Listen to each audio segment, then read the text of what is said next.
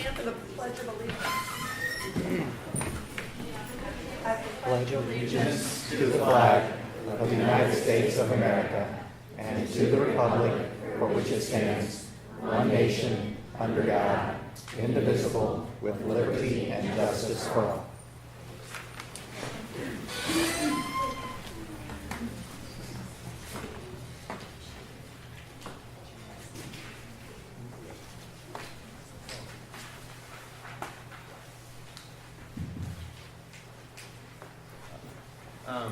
I'd like to motion to move 7.07 to 4.04. Right, so we have a motion to pull 7.07 off the consent agenda and move it to 4.04. Can I get a second for that motion? I'll second.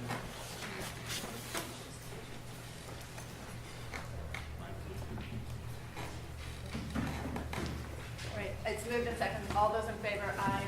Aye. Anyone opposed? Great. Got that, Chair? All right, and then I Motion we will, approve the revised agenda. thank you, Arnold. Motion to approve the amended agenda. Second. All those in favor, aye. Aye. Anyone opposed?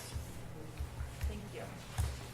Right, at this time, we will have our first opportunity for public comments. The school board welcomes questions, ideas, and comments from persons in attendance. Members of the audience may comment during the public comment portion of the meeting when recognized by the board president. We ask that comments be limited to 3 minutes in order to complete the agenda within a reasonable time. We also ask that comments begin by providing your name, address, and school district in which you reside. Would anyone like to make a public comment at this time? Mr. Beck.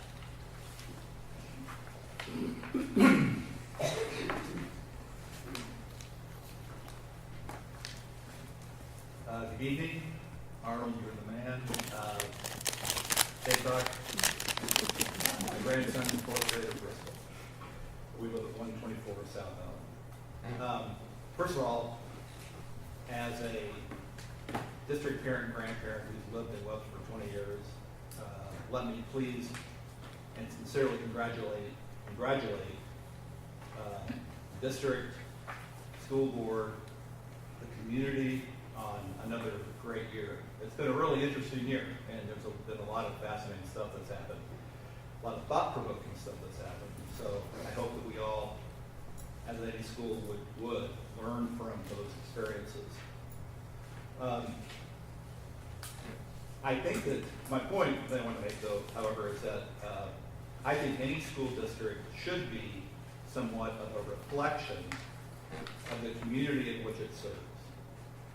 And in 2013, Webster Groves was honored by the Missouri Arts Council as a creative community for their efforts in the arts, right? And that was an annual recognition. You know, we put banners up. And speaking personally, I thought it was great. I loved it. I love that moniker, creative community. Well, the city has kind of replaced that. If you've seen the recent banners called City for the Arts, that they're going to position Webster Groves Community City as the city of the arts. Now, we have a fine and proud arts heritage and history in the fine arts, in the vocal arts, in the performing arts, and in music, whether it's orchestra, band, etc. Both at the university level and also at the district level. And I've said this before, I think the music department and the arts may be, and marketing, may be the best K through 12 program we have. And I think it's terrific. But our district is more than just the arts. And what I've told City Council is that think broader and think creativity. That, you know, somebody can be a dynamic, creative thinker that doesn't know how to draw a lick or play a musical instrument or act, but they can think creatively, come up with ideas. And what's interesting is that City Council has a lot of these boards and commissions. You know who's on them? They're all adults. I don't count a kid on any of those boards and commissions. And what's interesting is that, do you know at what age a A human being is the most creative in their entire lifetime. Scientifically proven. 7 years old, in second grade. And then we all kind of go downhill from there. But the point is, our kids have much more creative ability than we adults do. They see the world differently. And we need to, for the good of the community, unlock that more than just within the district walls. It needs to branch out and benefit our community. And I hope our city council meets with you all to make that happen. Over now. Copy that. Would anyone else like to make a public comment? Oh, that's I think they were students who were in attendance who wanted to.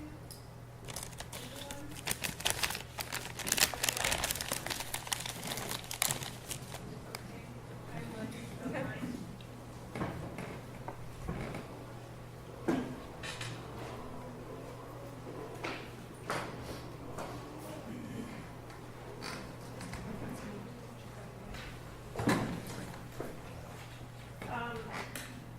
I am Betsy Thomaser. I have a son in the music program at the high school.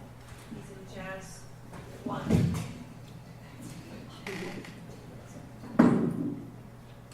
I'll do my best to talk as loud as possible, but I'm also nervous. I was sent by my son to read something aloud. First, as a mother, I just want to say he was a very shy kid. Put in baseball, soccer, swimming, scouts, everything. Did fine at it, but had really no passion for anything until he picked up an instrument. And from there on out, I saw him really blossom. He was no longer shy. He improved socialization. He's got a 4.0 in AP courses. He's really driven by this music program.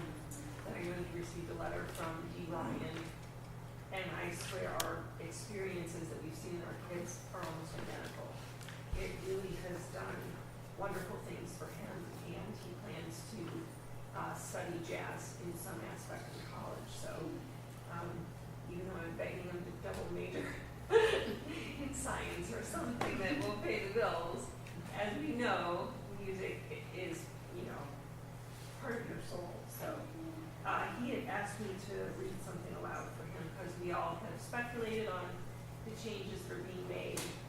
We don't know a lot. We've not been able to communicate. It's been a hectic year, and these changes that have been sort of rumored about haven't been confirmed. So he wanted me to read this. So this is for my son Henry. Over the past few months, Jamie Burchett has essentially been my band director. He has been after school every single day with the Jazz 2 group and with Jazz 1 from 7 to 9 on Tuesday and Thursday evenings. We've had the most productive rehearsals we've had in a long time since he's been part of them, and I've learned more and improved more thanks to him. I value all of my band teachers, and combined with the expertise of Mr. Cole, my jazz band experience has been amazing so far. But Jamie brings new insight that I feel we haven't had in our band program. He is patient, thoughtful, and quick to notice the subtleties that help us improve as musicians. I think one reason for this is that he is young and remembers what it was like to be a high school band student like us. I also feel like this is the same reason he is largely treated as an intern at the high school and not a full-fledged teacher. As far as I know, he only teaches at the high school 1 or 2 hours a day. Because Mr. Burchett has been so influential to me and my other bandmates, I feel like this is a case of wasted potential.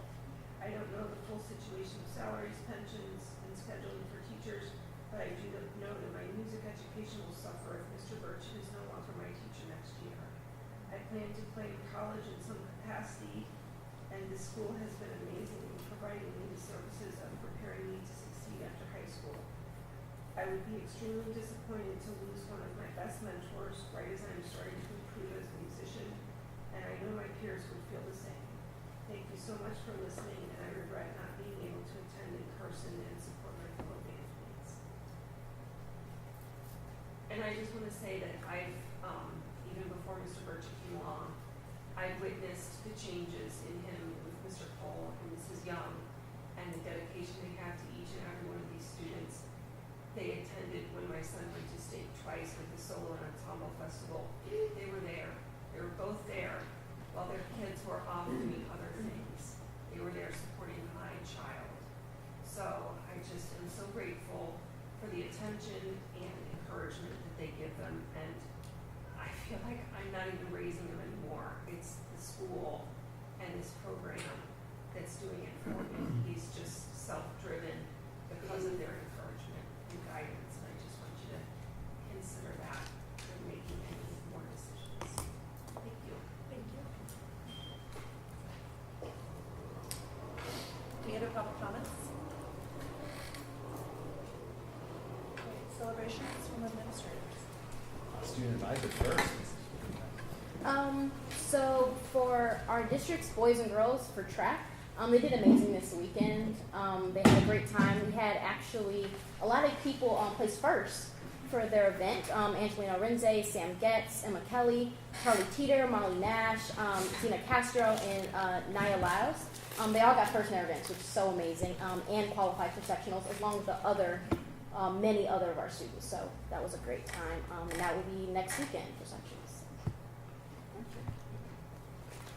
Yeah, I also, Ed and I also broke the school record in the shot put once more by 2 feet, so that's pretty cool. But yeah, other than that, I think there's a lot of district games going on as we speak, girls soccer, boys baseball, stuff like that. So that's really exciting as well.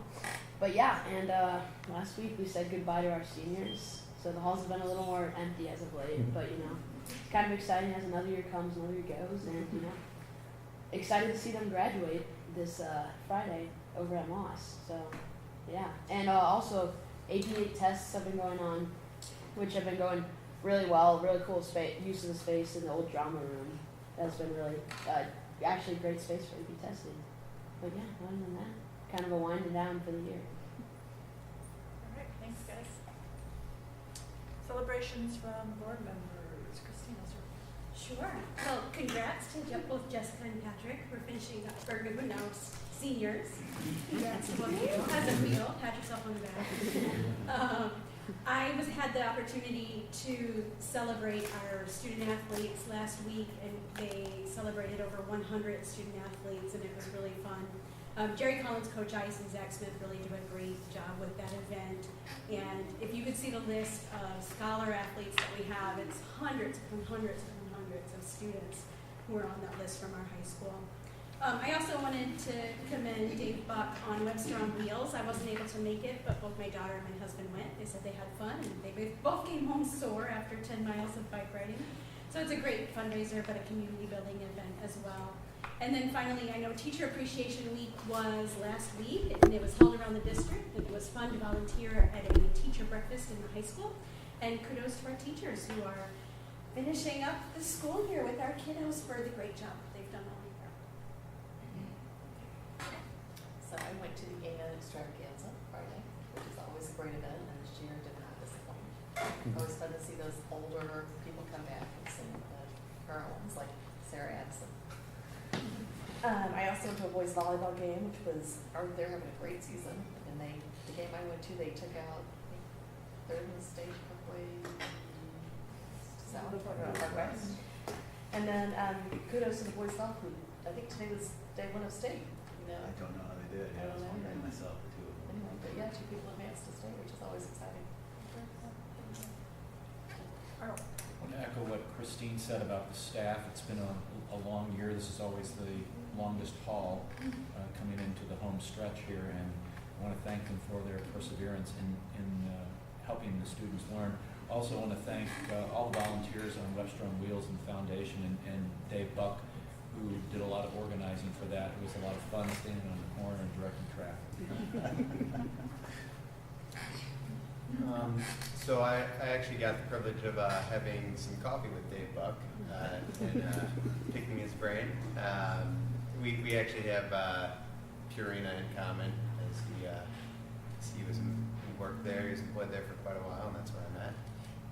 So that was nice getting to know him, and really just looking forward to graduation this Friday and handing out those diplomas. I don't remember if I said this last month, so if I'm repeating myself, then okay. But I saw the first part of the Special Olympics in April. I was really extremely proud of our high school students for breeding and partnering with the Olympians. Patrick was there. He did a fabulous job making all the Olympians feel welcome. Congratulations to the 2019-2020 new cheer and dance squads. Congratulations to our own Jessica Peterson for being a finalist and proud past inspired future. The other finalists were Chris Rhodes, Nakia Bratcher, and Erica Cooper. They made cool little videos of their trip to Washington, D.C., and it was awesome to hear them say what they learned. I think that's it. Yes, so echo what Alma says about Weather on Wheels. I want just to also remember the sponsors. So Dave Butler, enormous amounts of work for that, but also we wouldn't be able to do these things without the sponsors. And so for that, I just want to make sure we remember the sponsors who come along, who help, especially the hub, who really help and make that the event that it is. I wanted to, I did not run in the Jim Schimmel run, but my wife and daughter both did. They shame me every year doing that, but wanted to, great job by the marketing department for going and putting on the Jim Schimmel run. And again, I wanted to thank the sponsors who'd put that on. Certainly, and also it wasn't the greatest of days. They'd gone and set up a bouncy castle inside and some things like that for the kids. And I heard a lot of parents mentioning that just really a very, very well organized event. Great, thank you. Celebrations from administrators. Echoing just a few of those real briefly again, a Dave Buck Love Fest, but again, thanks again, Dave, for the Becky Hauser and Joel. Thanks to Dave and the foundation. The Webster on Wheels is an event that is accessible to a lot more people than some of the other events that we do, that also generate some funds that go towards innovation in the classroom. And so kudos to all who had a part in that, making that day special. Our family only made it about 20 feet because that's about when my son needed to turn around. But we did have much more luck in the Schimmel run. Again, kudos to Karen and the marketing students for putting on a great run for a really good cause. I also wanted to give a shout out to Patrick and Jessica. Patrick and Jessica were recently honored along with a number of their high school classmates with an induction in the National Honor Society, which is a pretty elite company. And to take it even a step further, both of these two amazing young people were also recipients of book awards, which is a really big deal, which makes it even more special. So you guys continue to amaze me with everything that you do, the people you are, and you inspire not just me, but a lot of people to be better and to do the work that we do. So thank you for what you do, and keep plugging away.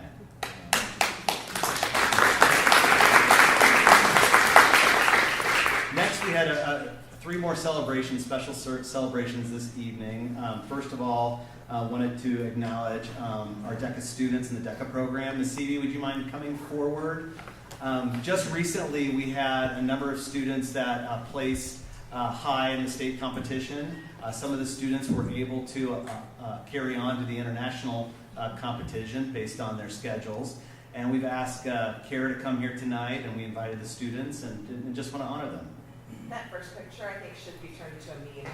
If you look at our two guys, that's great. We have an incredible DECA program, and kids that really give a lot of their time to DECA. DECA is a marketing club for high school students. Stands for Distributed Education Clubs of America. Nobody calls it that. It's just DECA. The great thing about DECA is co-curricular, so kids can be very involved in sports and still be able to participate. So we have three major competitions that they attend. They have districts, which is local here in St. Louis, and they go on to state, which is now in Kansas City. And then if they make it past state, they go on to internationals, which this year was in Orlando, Florida. And so this year, we had Tommy Kelling and Rebecca Kinworthy. If you guys could, because it's co-curricular, a lot of super involved kids can be part of DECA, and they are all playing sports and involved in other things tonight. So if you don't see them, that's where they are. Tommy, stay standing. So Tommy and Becca, they at state won second place in marketing management team decision making. They actually did go on to international sports, so the only two they were able to fit into their schedule. We had prom conflicting with internationals this year, which makes it a tough call. But Becca's part of this duo. They practice their exams so much. She actually scored top 10 test scores out of 400 people in their event. So they competed against total, there was 22,000 high school students there. So it's pretty remarkable that they did that. This is the first time we've gotten on stage in finals in over 20 years. So that's pretty amazing. So there's Tommy. You can sit Tommy. Joe Castleman and Quentin Naring, they scored second place at state. Mario Colombo scored sixth place at state in automotive service marketing. James Grenier and Ray McIntyre are here. And they scored in the entrepreneurship team decision making. They made it to internationals last year, but they were seniors and chose prom. So celebrate them. Elaine Roberts and Mia Louise placed sixth for buying and merchandising team decision making. So they represented us so well at competition. I'm so proud of them, and look forward to get Tommy again next year. So we'll see what they can do for this next year competition. That's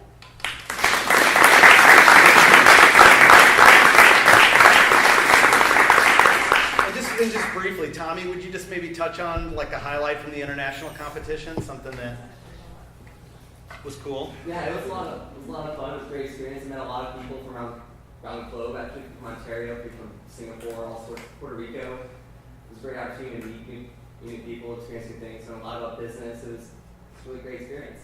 Very cool. Thank you. James and Ray are two pretty accomplished seniors at our high school moving on. Maybe just share a little bit about your experience and then what your plans are for next year. So when James and I qualified for internationals last year, we were super hyped. Like you should have seen the video. I was gonna say it was kind of wild. So when we went to internationals, it was a really awesome opportunity to not just like meet new people, like Tommy said, but an opportunity to network. There's a college fair that goes on at the same time. So like different universities come in and they talk about their business programs. There were lots of really awesome guest speakers from different industries. So last year, it was one of the speakers that resonated with me was one of the design directors at the Men's Warehouse. He came and spoke about like how he earned his job as a starting off in the fashion industry, which bridges into my next point. Next year, I'm planning on going to Washington University in St. Louis, double majoring in marketing and fashion design.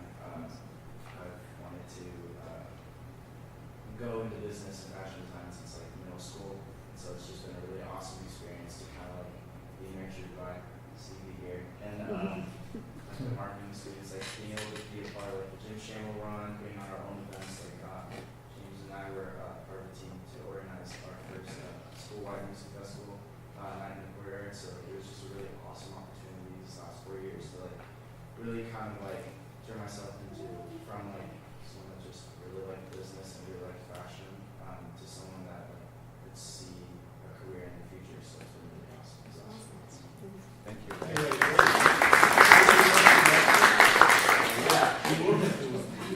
James? So I just want to say, I mean, one of the most unique things about the CB marketing program is that everything is experiential. So, like we, of course, feel like the education side, but we're mostly grounded on the applied knowledge, which is honestly the most useful way. Well, it makes it most useful in the real world because that's how we're going to be using it in the real world, not just like on tests and everything. So, over the past year, the marketing program, I mean, this CV is great for me to influence my future, what I want to do, give me a clear passion. So I'm going to be Bill School of Business next year for the University of New York. And I'm really excited. And honestly, the CV, it's a lot. Inspiring me. Thank you.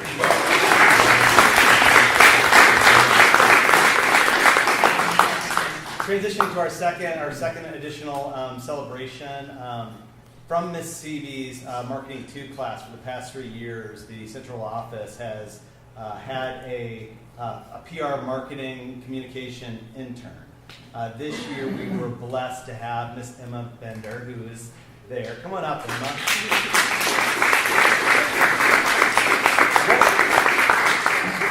What you will see in the slideshow behind me is just a compilation of a lot of the work that Emma produced this year to share the good news of our school system, the people of our system, the work of our system.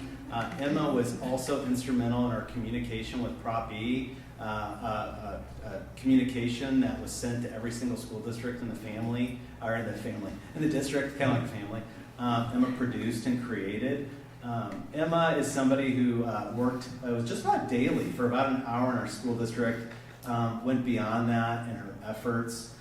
Anybody who knows Emma, certainly her brightness shines through, but also her genuine goodness. You can't be in Emma's presence and not just feel her real goodness. I'm going to invite Kathy. Kathy, if you want to share a few words, you've worked most closely with Emma.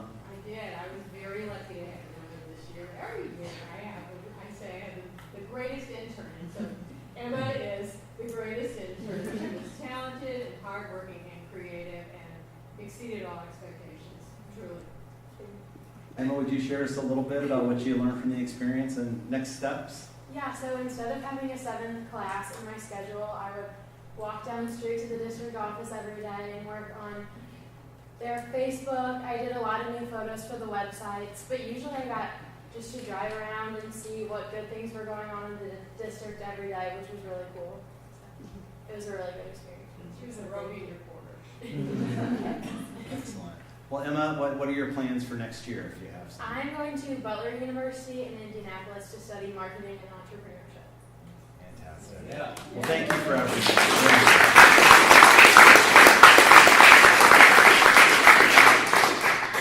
And last but not least, we have a front row of some pretty amazing young people from Hickson Middle School here to briefly share with you tonight about some of their work in student leadership and what it's doing to not just transform them, as well as transform the school system and this world. So if you would, if it's not part of your introduction, that's fine, right there's good. If it's not part of your introduction, if you all would introduce yourself as well, and also with them is Dr. Lee, the principal from Hickson. Good evening, Webster Grove School Board, Dr. Simpson, and guys. We represent the Hickson Leadership Academy. My name is Bailey. My name is Jackson Riley. I'm Julia Fowler.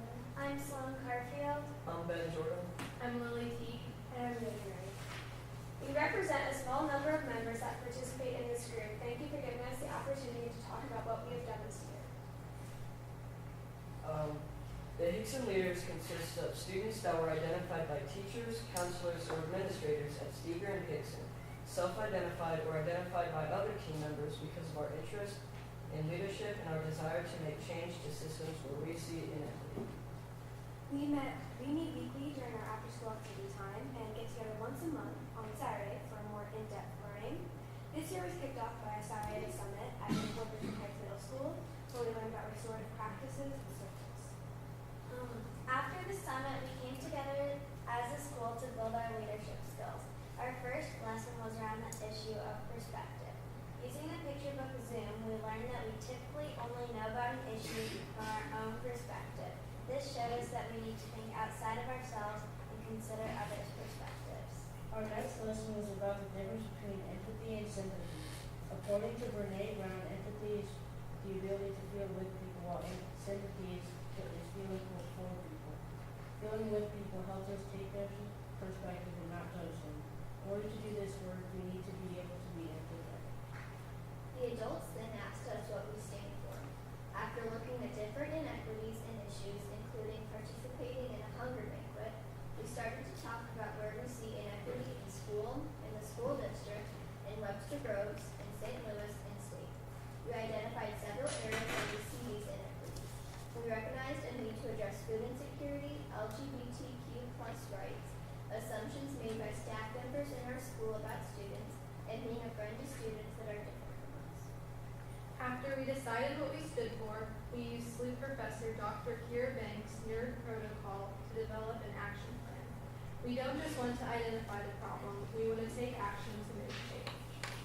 NERD stands for Name It, Naming Inequity or Issue, Educate, Learn about the cause of the inequity and reasons it exists, Reframe, look at the issue through new eyes, a different perspective, and who benefits from it remaining in place, and dream a solution, and what would you do if there were no barriers to fix the inequity. Our Saturday work has taken us to Maplewood, Richmond Heights, brought speakers like Alexis Templeton, and taken us to the Kingdom House, where we participated in a poverty simulation. It has taken us to Montgomery, Selma, and Birmingham, Alabama, and most recently to participate in a restorative circle to process what we saw and learned in Alabama. We saw firsthand how slavery has a direct connection to the privatized prisons we see in the country today. We will continue our learning over the summer when we make a second visit to the Kingdom House, where we will participate in an activity that illustrates what a food desert looks like. The current 7th grade students will learn to present the lessons that we learned from Dr. Lee and Mr. Hazelton this year, so that we can, as 8th graders, teach the same lessons to next year's 7th graders. In addition, we will be continuing to implement the programs that have been developing this year using the NERD protocol. For example, circle discussions with teachers about assumptions, Friday food bags, and ways to honor the voices of our LGBTQ+ students. Finally, we are planning a follow-up trip to Memphis, Tennessee to look at how cultural appropriation has impacted things we see today, especially in music. We believe in these words. Never doubt that a small group of thoughtful, committed people can change the world. Indeed, it is the only thing that ever has. Margaret Mead. Thank you for this opportunity to share.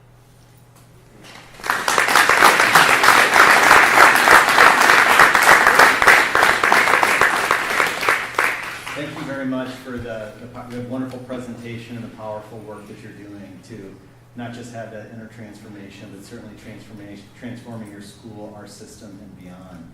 Again, you guys are amazing. Dr. Lee, thank you for all you're doing to bring experiences such as this to the children of Hickson. Just want to, again, thank you to all the students who are here tonight. Thank you to the family members and the parents who are present, the other adults and other people in your life who are continuing to encourage you at whatever phase you're in, whatever challenges you face or dreams you pursue. So thank you all very much.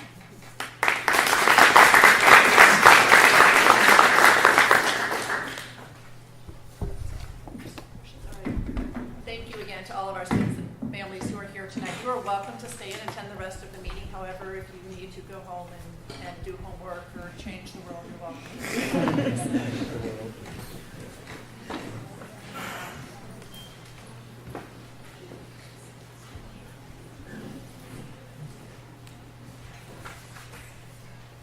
All right, next up, I believe we have a special presentation from Chartwells.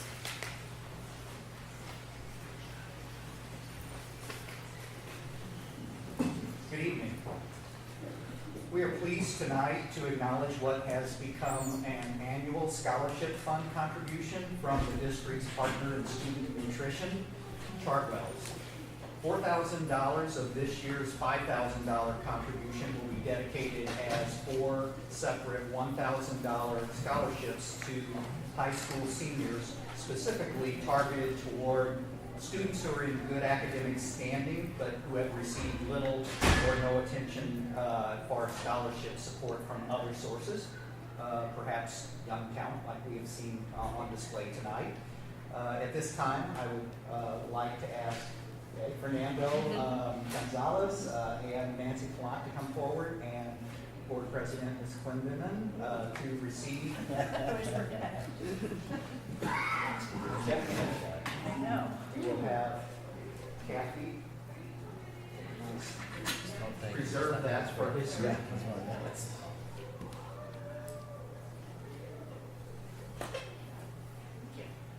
Thank you very much.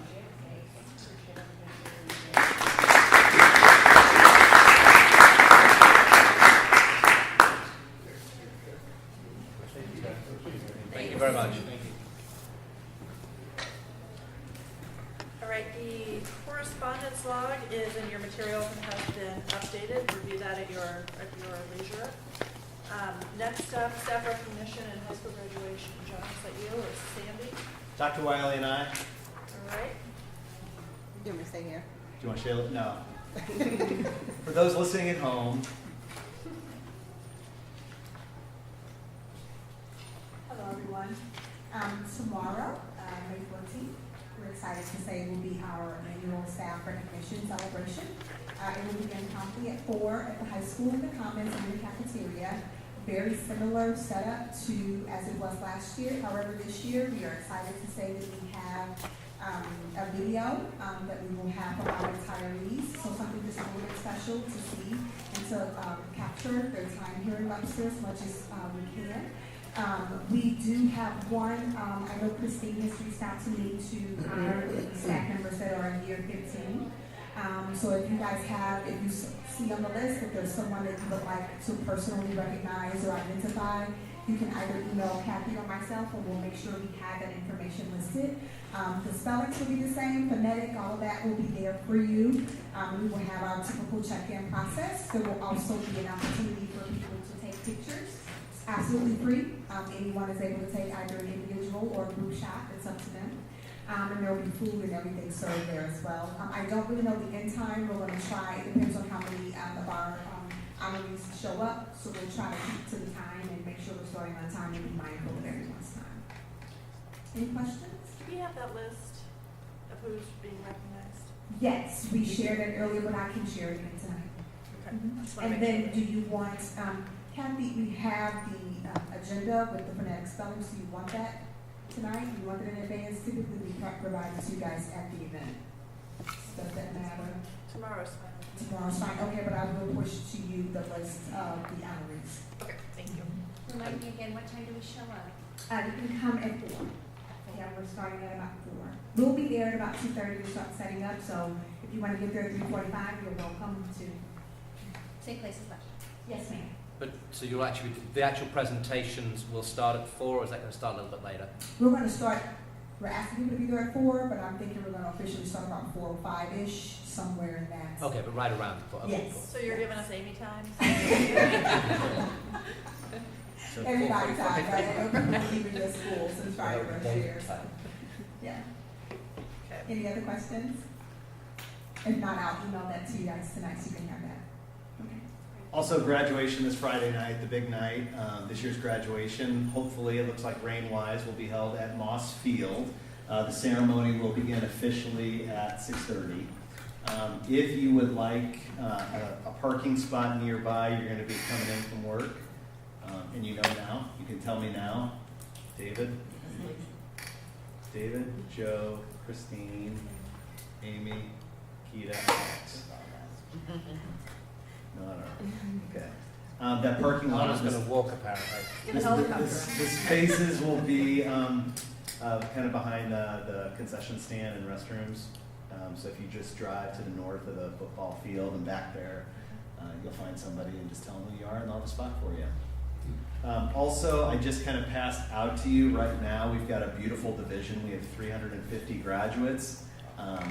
We may have a few more, but at this point it's looking like 350. So I just drew the cut line at 50 students per person. Last year, the past 2 years, I just did it by A's and B's and C's, and I figured you guys are skilled enough that we can cut it midway so you're each honoring the same number of students. Once again, if you look at the list and you see somebody in a different group that you'd like to share or present their diploma to them, just arrange that with that particular board member. It's not a problem. Disputes are handled by arm wrestling on the podium. That's it for me. All right, thank you. John, do you have anything on the board calendar that we I need don't. to talk Nothing about? new. No. Okay. Next up, Dr. Simpson, use of Bristol parking lot. Yeah, one of the things that we wanted to do is we have been approached by a local business that is opening up a space, a restaurant event space at the old auto body shop right across from Bread Company and Straub's. And they're also planning on having an event space there. And they are interested in utilizing the Bristol parking lot for events that occur there. For events.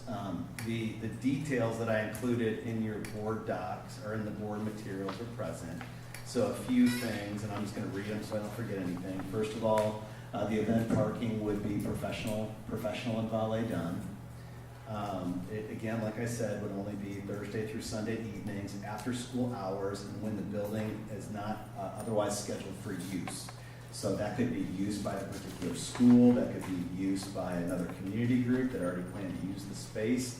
It would be when the building was free and accessible. All vehicles, one of our preferences is for all of the vehicles to access that space on Gore Avenue. There's currently not a spot that a pathway from the parking lot to Gore. So this particular group has said that they'd be willing to put in that particular pathway. Also, we would, if desired, put in a privacy fence where there's not fence. We'll put in a buffer privacy fence to mitigate any kind of noise or sound. What we're thinking is that we would put in a provision if we were given the consensus to move forward tonight, that no vehicles from that event would remain on the parking lot later than 5 a.m. following that event. I think that's about it. Just for some perspective, I wanted to show you. Can I carry this, okay? So here's the Bristol lot. Here's a few other things.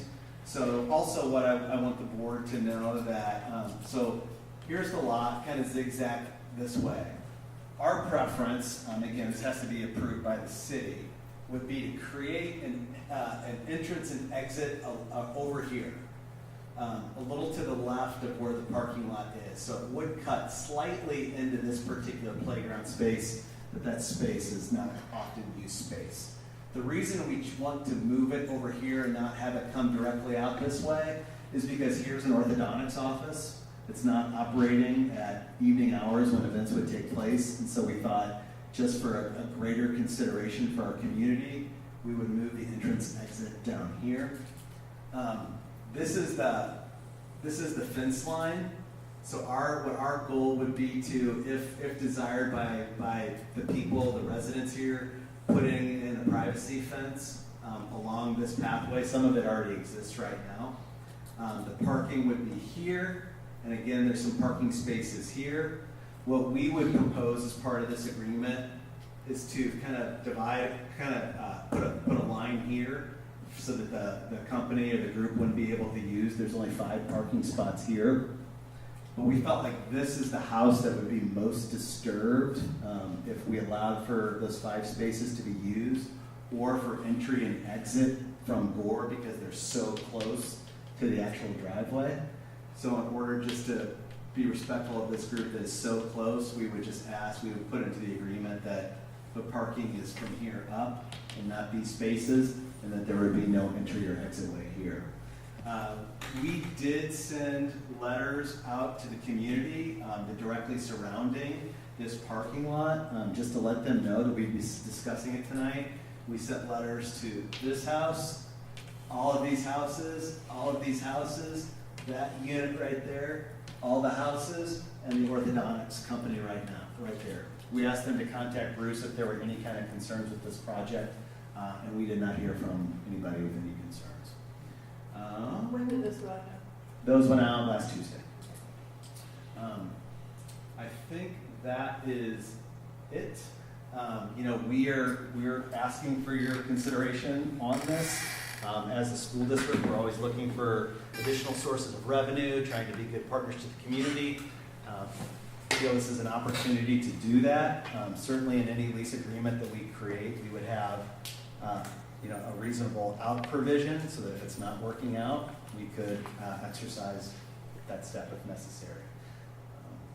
Bruce, is there anything you wanted to add? Did you mention that we also requiring that all the vehicles vacate be off of the lot so it doesn't interfere with district? Yeah. Cover everything. John, this is valet. It's Purely, professional valet.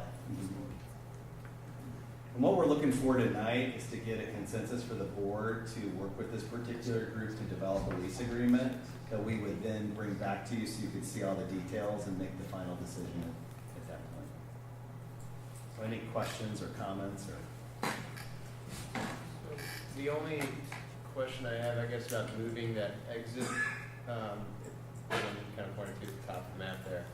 It makes sense after hours, but if the point of that is to also help with after school release, is that going to create an issue then if it's like right across from that orthodontics office? So you're talking about for the benefit of the school specifically? Yes. Yeah, we really haven't, we feel like opening up that space would benefit, you know, kind of like Dr. Stricker said before, like if it's going to benefit, we should do it without waiting for this agreement. But we haven't really kind of talked about exactly how that particular flow would look. It's just a possible secondary benefit, but yeah. I don't think that orthodontist office uses that driveway. I mean, the workers probably park there, but it's not like it leads anywhere. Right outside, probably. Again, we haven't approached the city with any of this, so part of our condition is that we're, at this point, is that we're able to enter and exit on board.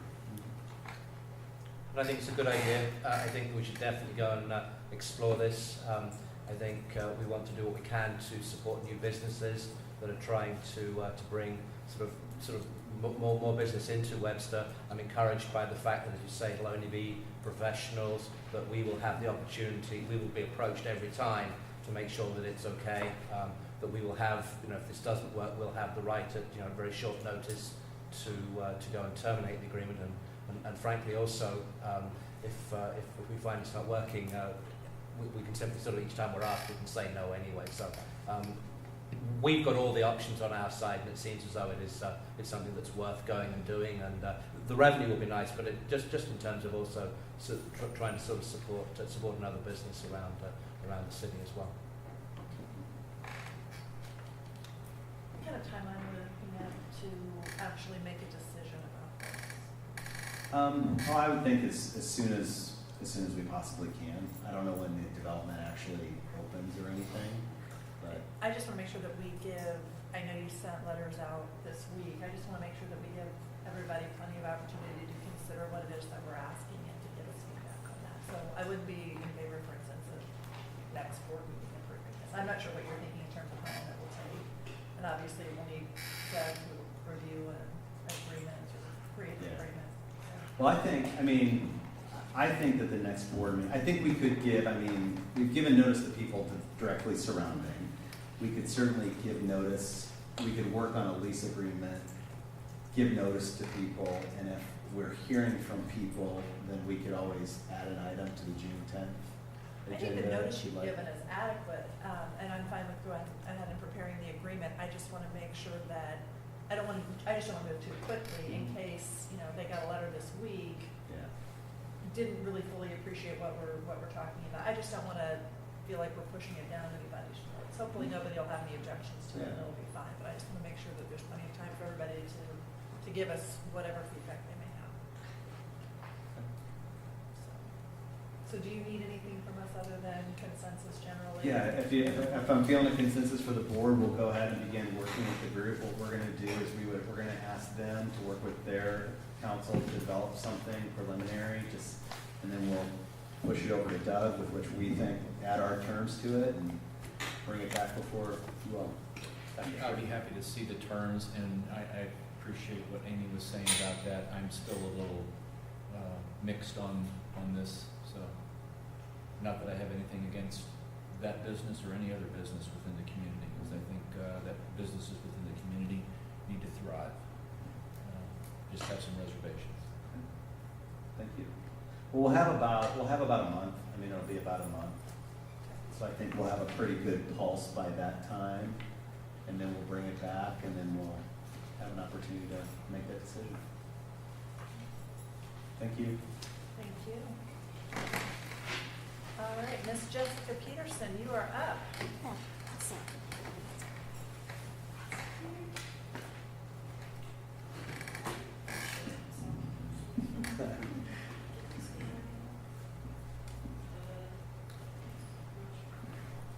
Do you want to take it off, Jessica, if that's easier, more comfortable? No, I use my hands a lot when I talk. So I talked around to a lot of students at the high school about any concerns or problems they might have had kind of throughout the year. And this common theme arose of the inequalities within our sports. So I asked Dr. Simpson to set up a meeting with Dr. Irving and Mr. Collins and Patrick. And we kind of talked about the inequality in our sports department. And the question arose, how do we give our students the necessary means to play a sport? So kids, when they don't necessarily have a channel for our students to go through to get the equipment to play a sport, if they don't have the necessary means to play that sport, to go out and try out for it, so they just end up not playing it. And for example, I have a friend who never played lacrosse before, and she wanted to play lacrosse this year. So she went out and spent almost over $200 on lacrosse equipment because she didn't have any. And she didn't know who to go to ask for to get that equipment, and just like that. And although she did end up playing that sport, it kind of worked out for her in the end. Not everyone has that necessary the means to play that sport. So we kind of came up with this idea to make a sports store that's kind of centered within the high school. The store will have equipment such as tennis rackets, lacrosse sticks, and cleats, and other equipment for students just to go through, don't have to pay for it, to come in to just get things they need to play a sport if they really want to play it. So I'm taking Thrive next year. It's run by Ms. Evie, and Thrive, if you don't already know, it's a business, new business elective that they're having. It's about 3 hours, and it lets students create their own business. And Ms. Evie I told Ms. Evie my idea, and she was all for it. She loved the idea, and she thought we could turn it into a nonprofit organization that can just run through the high school, but not just help the Webster Groves High School students, but also help the community as a whole. And it just kind of be centered through the high school, which would be a really big thing. And she got really excited. We've been talking towards the end of the school year, and she decided she already has 2 mentors that run very successful nonprofit organizations to help me run it and kind of help me guide me through it and mentor me through the program. So the goal here was necessarily, if not to solve one of the inequalities in our sports department, at least get us on the path towards solving one of these problems. So I thought this was a good step towards that. So, any questions about it? The idea? Fantastic idea. Yes. How will you get your equipment? So, one of the good things was seniors who necessarily don't play sports in college. By the end of the year, we could ask them to donate their own sports equipment. I know I'm not playing basketball next year, and I have these brand new, over like $200 basketball shoes I wore once, and I'm never going to play them and use them again. So that would be a good place for us to get this equipment, and for it to be kind of throughout the years go by, just get more and more equipment, and we'll open up to the community if they feel like they want to donate anything in. And we're still working out the logistics of how we get more equipment and make more things maybe new, but that's also a step.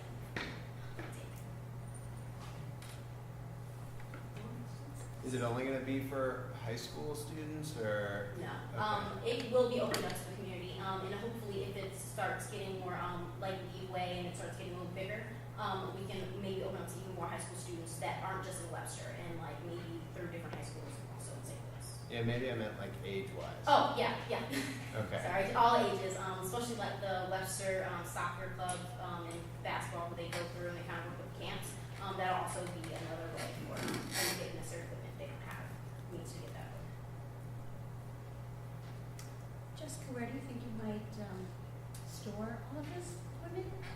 I'm not sure yet. I will start it next year, so we just kind of getting down to the logistics of it all. But we're working on it. This will be a nonprofit that she works all year on, trying to design and set up, and like she said, working with those people who've done this to make it happen. So very cool. So Jessica, sorry, go ahead. I was just going to say, will they just check it out like for the season? So we could honestly, they could check it out either for like 4 years. Like I said, we're still getting to the details of it and how that might actually work depending on how much equipment you get in, how it goes, who needs the equipment, who's the most in need. But honestly, if we go 4 years, we could child, you want to around it's high school. Honestly, it depends. So not to put anything else on your plate, I think this is an amazing idea, and I love it. This is an issue that's been frustrating to me for many years, but to Alex's point about the age issue, I remember being astounded when I moved to Webster, St. Louis area. Where I'm from, if you want to play, I'm from a small town, you want to play sports, you play sports. And your options are, you know, you have a middle school basketball team or a middle school football team. And here we don't have that. And so essentially to be able to play sports, particularly at the level at which Webster Groves competes, you've got to start doing that stuff from very, very young. And the kids that don't have the resources or the parents who can drive them to the whatever select league, I feel like they miss out. And so I would encourage you, I love the idea of making some of this, or making at least the equipment, maybe at some point transportation, any of that available to the younger kids in Webster Groves who might miss out on having that shot if they don't have somebody to support them. So that's just my personal request. But it's a great start. I love it, and I love that you're doing this. So thanks. David. So you talked about sort of equity just from the perspective of people not being able to purchase the equipment. Are there, but certainly I get the impression you sort of said this is one aspect. Can you talk about some of the other aspects that you've come across in terms of sort of equity and issues? Clearly you can't address all of them in sort of one go, and I applaud what you're suggesting. But can you talk sort of for the board about some of the broader equity issues that you've uncovered? So, I play sports, and I've kind of grown up being in the select teams, and it really has been a problem. We all know, like, coaches have their favorites, and that's kind of going to be just a thing. It's going to be how it is. But sometimes, like you said, those kids who do play select sports, you can tell from a young age that you could favor, and coaches look at them earlier. And then those kids who are coming from, like, the city, and they have that real talent and foundation, don't get paid attention to as much because they might not live in the district per se.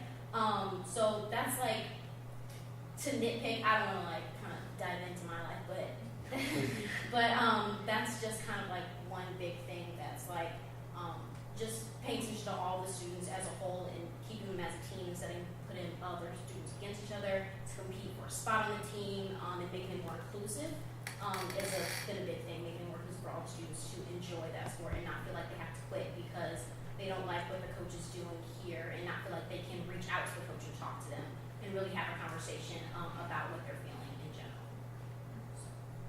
But I do agree with what Amy was saying in terms of, I think one of the keys also is allowing earlier access. I mean, we second that out to the YMCA, we second that out to the Catholic schools and things like that go and do these things, and certainly they've got programs for kids who can't afford to do things. But I think that clearly, just we talked before about how important music is to our students, music and the arts, sports, not just for the superstars, but sports for all of the children, and making sure we've got avenues for exposure is important. So if there was a way within the school system that we could make access, something equivalent to intramurals and things like that. I know some of that goes on at elementaries a little bit, but if we could make that a focus more to try to see if we can expand that, I think it would be very good, and I think it would really pay dividends. The environment I came in was very similar to what Amy said. I was a little surprised when I moved here that you have to go outside to go and get that. It wasn't just part of what the children did, and frankly, from sort of elementary on up. At our board conference last fall, I attended Pattonville's little thing. They found a way to kind of address a lot of those issues through their after-school program. So I'd be happy to try to get some more details. Maybe you and I can go talk to them, what have you, just because they found a really cool way to address that. My second question is, and I don't know how the coaches, but I'm thinking about the cheer and the dance squads. They're not generally considered sports, yet they are sports. Yeah.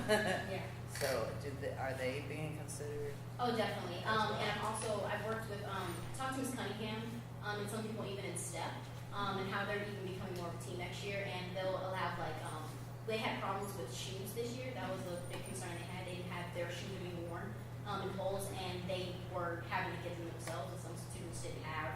They were like taking up their shoes, and it wasn't just a good thing for them. They just had a big problem for them. So definitely things like that. We'll have bows, and we'll have those step shoes, that tape they need if they need it to tape up their shoes, laces, just different aspects for all teams that are considered teams at the high school. Just all students, so that they all things.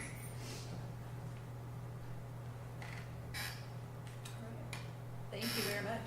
Thank you, Yeah. Jessica. Dr. Simpson.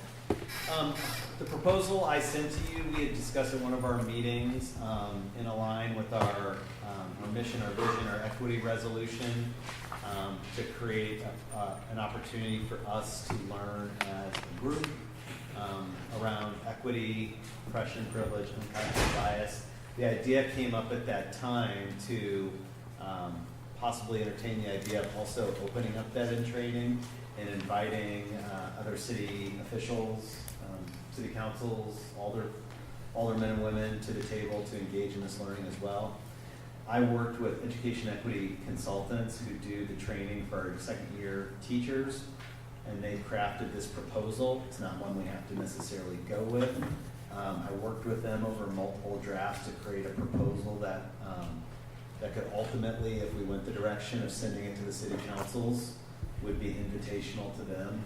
So kind of tried to take out like school district language specific. This proposal looks like three-hour sessions. This particular company is it's flexible however you want to do it. If you wanted to make it a single day, if you wanted to go over time, they're a local company, so it wouldn't matter. So here it is, just wanted to see your reaction and have a conversation about it.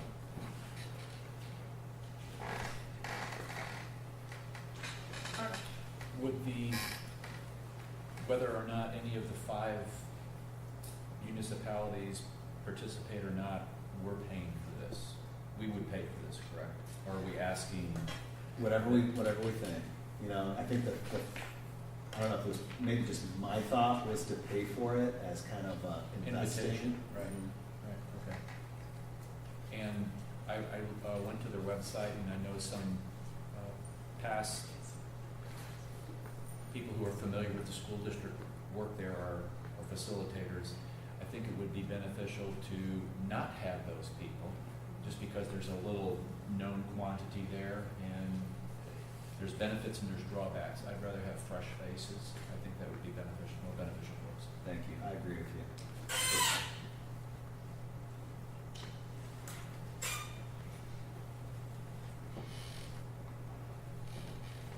There are no other comments, and it's something you want me to pursue?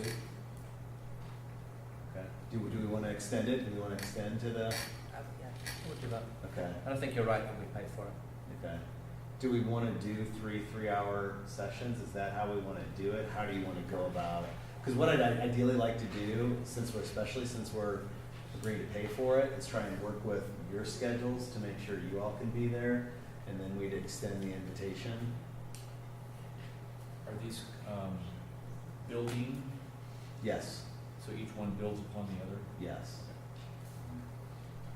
Are they asking for reflection in between each, where they're kind of suggesting that it would be 3 separate days? I did not see that necessarily in the proposal. I think that's good to have. I think it's good to have. I think spacing it out is good because it'll also extend the learning. 8 or 9 hours in one shot can be tiring. It's pretty heavy work, too. Yeah, yeah. Okay. Well, I will work with you guys in your calendars, and we'll try to propose. I'll bring this to our next board leadership planning meeting, and we'll kind of start thinking through the calendars, get ourselves in a good spot, and then we'll send the invite. Okay? Great. One more thing on that. Is it possible to reach out to maybe the mayors of those of our municipalities and just kind of float interest, see if they have an interest there. Yeah. And whether they're Good interested or idea. not, we can always invite them. Yeah, it's a good idea, because otherwise we could make it more school district specific. Yeah, I'll do that.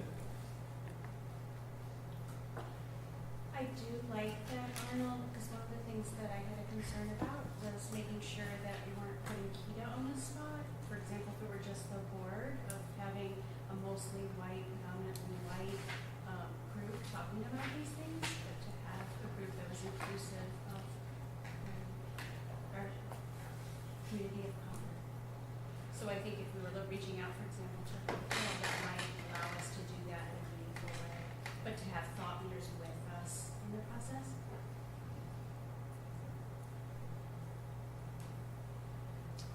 All right, thank you. So on our amended agenda, next up is the SRO Memorandum of Understanding. John, you want to talk about that? Yeah, so every year we approve the SRO MOU, which just states, specifies our relationship with the city and the SROs at Hickson and the high school. This, earlier in the year, through different community conversations, and it sounds like the police were actually already moving towards wearing body cameras before some of those conversations. The Western Coast Police made the decision to wear body cameras. I think those went live somewhere around the holiday season.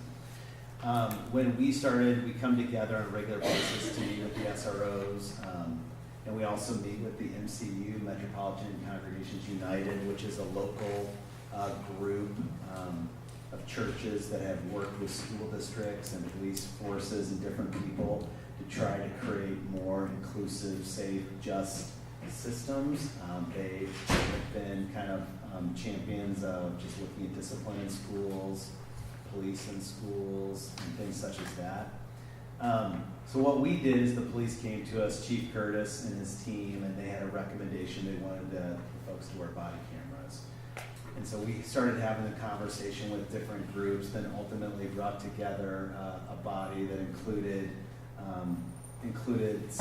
Grace, included Matt, included representatives from the MCU as well as the police department, just to talk through what we thought were the pros and cons of them wearing the cameras.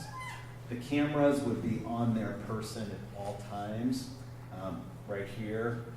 Most there's an option over here too, but and they would only be deployed, turned on if they got into physical altercation, or if they were questioning a student who was possibly going to be arrested.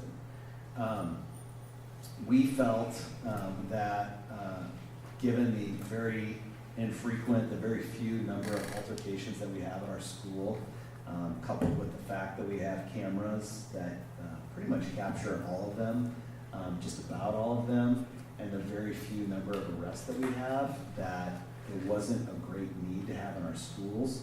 For those two reasons, but most important, we felt that the big positive of having school resource officers is those officers developing relationships with the children, with the students, and coming to them. And some of the officers are that trusted person in the high school for our students.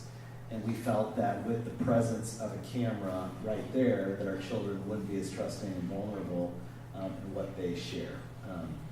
I felt that way. The MCU felt that way, as did Dr. Urban and Dr. Lee.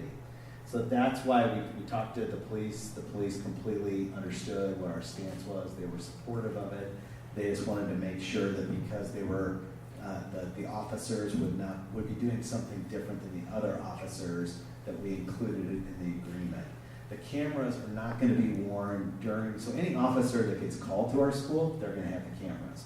Any officers that are on duty in uniform working our events, including our SROs after schools, they're going to have the cameras on.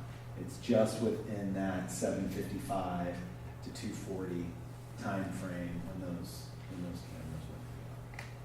So I kind of specified that in the language just to be clear to the community, but I think it's good to go ahead and share it this way too.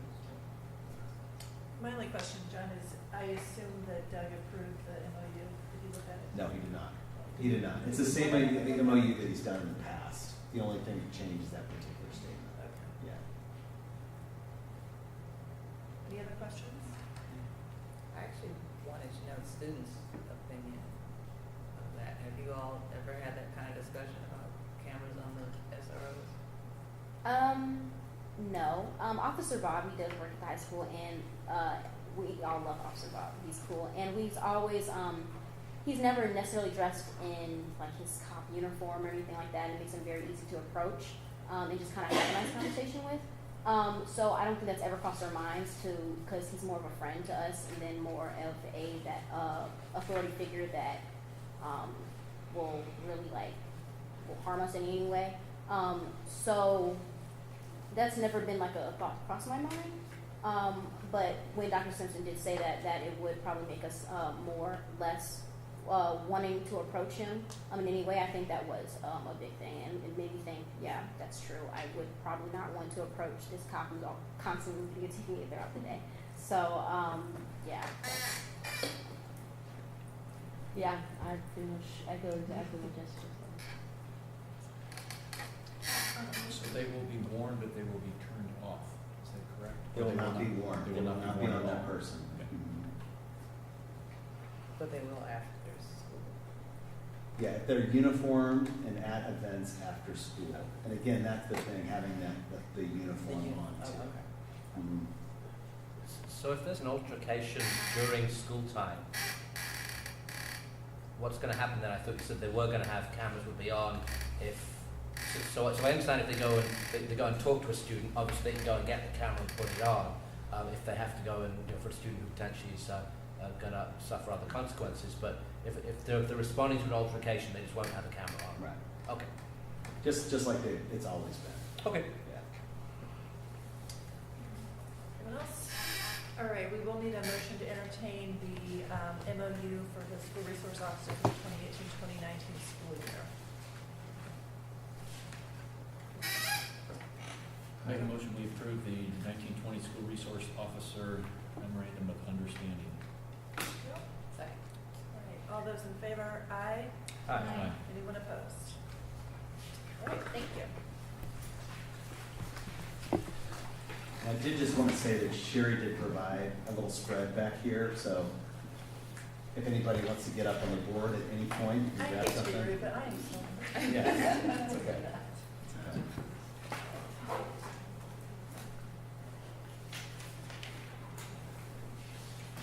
Dr. Denbo, you can go for it. Well, thank you. Good evening. We're here to give a brief overview of the gifted program evaluation. I have Christine Jackson here, our gifted coordinator, and I just want to say publicly, really give her kudos and so much gratitude for all of the leadership that she has shown through this process. I really appreciate everything that she has done. And she will be doing some of, we're supporting this presentation. So she'll be up here momentarily. But just briefly, I want to let you know that this is the first full program evaluation since May of 2018. And there were some things that were implemented at that time, but always budget constraints can lend itself to some of the things that you wish you could do. So not everything was implemented. So we started talking about probably spring of 2018 about the possibility of bringing in specialists from the National Association of Gifted Children to come in and conduct our program evaluation as a district. And Christy got in touch with Dr. Neumeister and Dr. Burney, and we contracted with them in the summer of 2018 to come in and conduct the evaluation with the district. She worked with them to complete a timeline and about what we would like to see and when we would like to see it. Between August of this year and October, Christy worked diligently compiling all of the information, all of the data that they asked to see, which include our program policies, procedures, all of our student identification information, gifted curriculum, course offerings, student achievement data, and much, much more. We had a huge shared file that they dug into. And then based on their preliminary look at all of that information, questions that would be used further on in the evaluation process. So in October, we were very fortunate to have both of them here for 3 full days, conducting walkthrough observations of classrooms and conducting interviews with a variety of people. You can see that they were at 4 of our elementary schools, Cedar, Hickson, and the high school, and all of the different people or groups of people that they interviewed during that time. In addition, 11 gifted classroom lessons were videotaped ahead of time and sent to them so that they could observe those lessons in addition to their walkthrough observations of classroom lessons. And then, based on that initial information, they developed the surveys, and surveys were sent out to parents and students that are listed there. And out of over 1,600 surveys that were sent out, 460 surveys were returned. For online surveys, that was a pretty good return rate. So looking at all of that information, they gleaned all of that information and went over that and tried to find the themes that were developed that came out of all of the data. They also used, assessing classroom differentiation, that protocol to look at the classroom observation videos as well as the classroom walkthroughs. So just a question. You said so 1,600 surveys went out. So what's the population that is served by these various programs? It's a larger number, even if you include sort of teachers and parents. That's a larger number than perhaps I would have expected. So it was parents of Project Plus, which is K through 6 gifted, GEMS, which is middle school gifted, the gifted middle school social studies classes, the high school gifted classes, which go all the way through 12th grade, and the wing students, as well as the students participating in any of those programs 7th grade on up. So we sent all of those students and parents surveys. So each participant would get sort of about 1.5 surveys then, or something between 1.5 and 2 surveys. So you get one for the student and you get one for the parents as well. Correct. So that you'd end up, so we're serving about 900 people then, is what you're suggesting. There were staff were surveyed also. Staff were surveyed. Yeah, I was thinking, I was just wondering how many people we served with it, how many people were served throughout the program. That was How many were in the program? Yeah, how many are in the program across the whole thing? For the gifted services, gifted academic services, it's about 50 per grade level. And then for wings families, there is about 40 per grade level, up through 6th grade, starting in 2nd grade through 6th grade, and then in they have high school classes as well. Okay. So, and then staff were surveyed as well. So somewhere between 800 and 1,000 students then, probably covered. 50 at grade level is 600, and then the other ones you're adding on as well. Okay, thank you very much. I'm sorry, it wasn't intended as a test or anything. No, I did. And I apologize. The numbers right here. Okay, I apologize. I really wasn't trying to catch you off guard. So all of that information was analyzed. They looked at that through the lens of the gifted children's K-12 standards that they work with, as well as looking at our student achievement and student identification procedures. All of those data sources were triangulated in order to find those common themes. And then once the program evaluation was completed, it was sent to us as a draft. We worked with each other and with our gifted specialists in case there were some nuances that needed to be corrected. Then we shared this with a group of stakeholder parents as well as the curriculum coordinating council. So I attached the report. If you have a chance to read the report, it was very meaty, and one of the things that we said is that there were lots of recommendations in this report. Just because it was in the report doesn't necessarily mean that we went ahead and, as a district recommended going forward with it, and there were some things that we had ideas that we wanted to move forward that might not have been in the report, but it certainly was the foundation and kind of the backbone of this program evaluation. So some of the things that we are recommending as moving forward, starting in the coming years, is some of our elementary academic gifted classes are really small.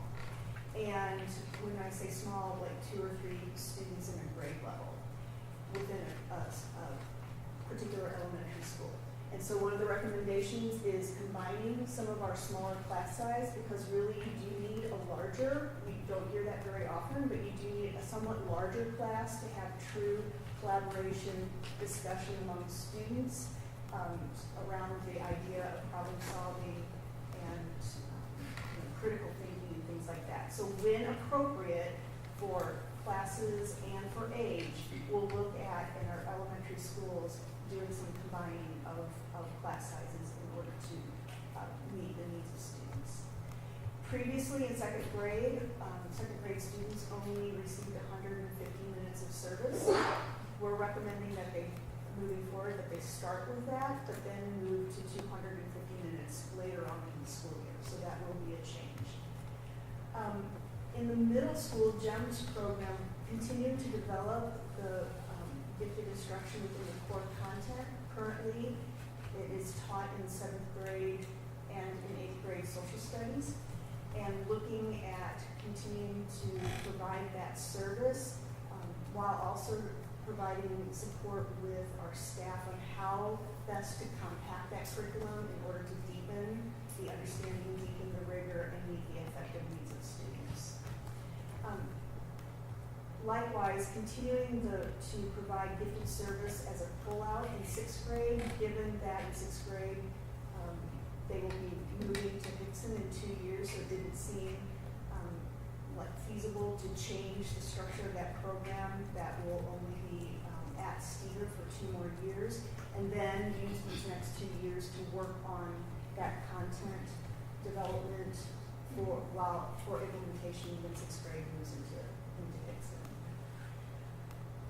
Look at ways to expand the high school gifted program classes into either a science or math strand. That was a big piece of feedback that we received both at the evaluation and through word of mouth, that there's some concern that students who might be gifted in an area or have a passion around more of the STEM content areas, that they don't have currently have gifted services within those 2 areas. So look at ways that we could possibly expand services into one of those areas, and investigate ways to look at providing services within the social studies strand. Currently, high school gifted classes are almost exclusively in the English strand, from 9th grade through 12th. We do have 9th grade gifted classes in social studies, but it stops in 9th grade. So the moving part in part of this is that the social studies curriculum sequence has just been revised. We'll be talking about that at a future meeting, but because of that revision and when course sequences will occur at the high school, it lends itself to looking at expanding, or looking at the possibility of expanding that into social studies as well. Why did it stop at 9th grade? I'm not sure about the history of that. It's been that way for this, was it that way before you? I'm sorry, can you rephrase the question? The 9th grade classes, why did it stop at 9th grade? You're speaking of the social studies? There really has been some confusion with, what's printed in the course schedule for what is offered for gifted and what is actually, students are actually taking. So the class is listed as being offered from 9th to 12th grade. It is actually only offered at 9th grade. And so a lot of the courses that have been identified for gifted, the been related to the certification that that particular teacher has, as opposed to thinking about what courses should be offered for students and feedback, that going through that particular process of identifying what classes would be offered and what grade levels are most appropriate. So that's my understanding of why it stops in, ninth grade, why it's offered. They're based on the schedule that that particular teacher has and is available to teach. Would an AP teacher not, are those two different? Okay. Two different. So in order to teach a gifted class, you do need gifted certification. And so that's why we put it as investigate, because so much of the high school is tied to certification. And I've had conversations with Dr. Irvin about, moving in this direction as openings come up. It would be wonderful if you have people who have dual certification or certification in many different areas, or the possibility of supporting them to go back and get certification in the future. So that's why we listen to this investigate.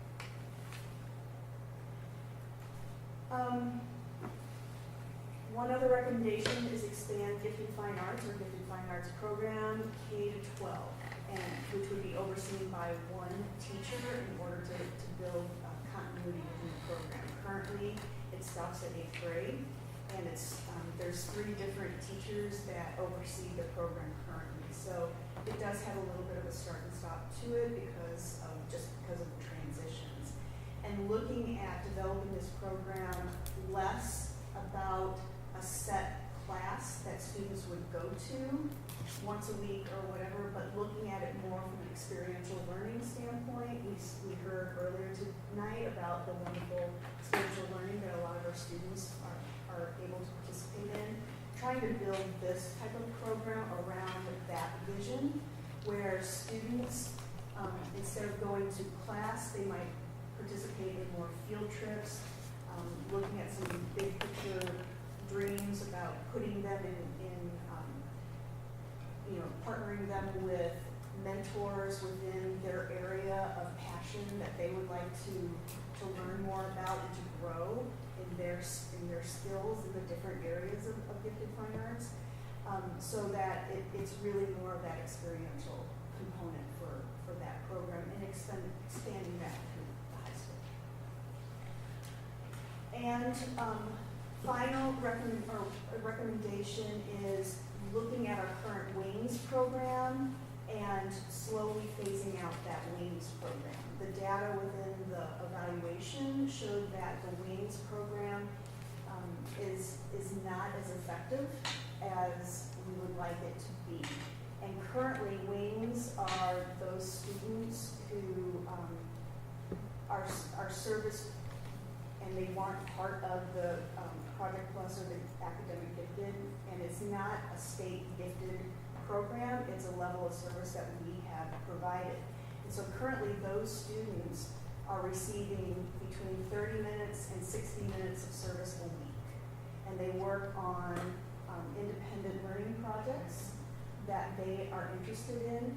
In some cases, they go 30 minutes to 60 minutes a week all year. In some cases, they might only be going for a trimester or semester. So it's not a large amount of time that they're being serviced, and we're not saying to end the program completely, but we are saying to phase it out in order to develop an enrichment for all. Now, I put enrichment for all. I'm not clever as far as a clever name. We'll look at this, but really looking at how can we touch more of our students in the district in ways of problem solving, critical thinking, etc., so that we're addressing some of the needs around STEAM, coding, technology, and providing that level of creative thinking for more of our students.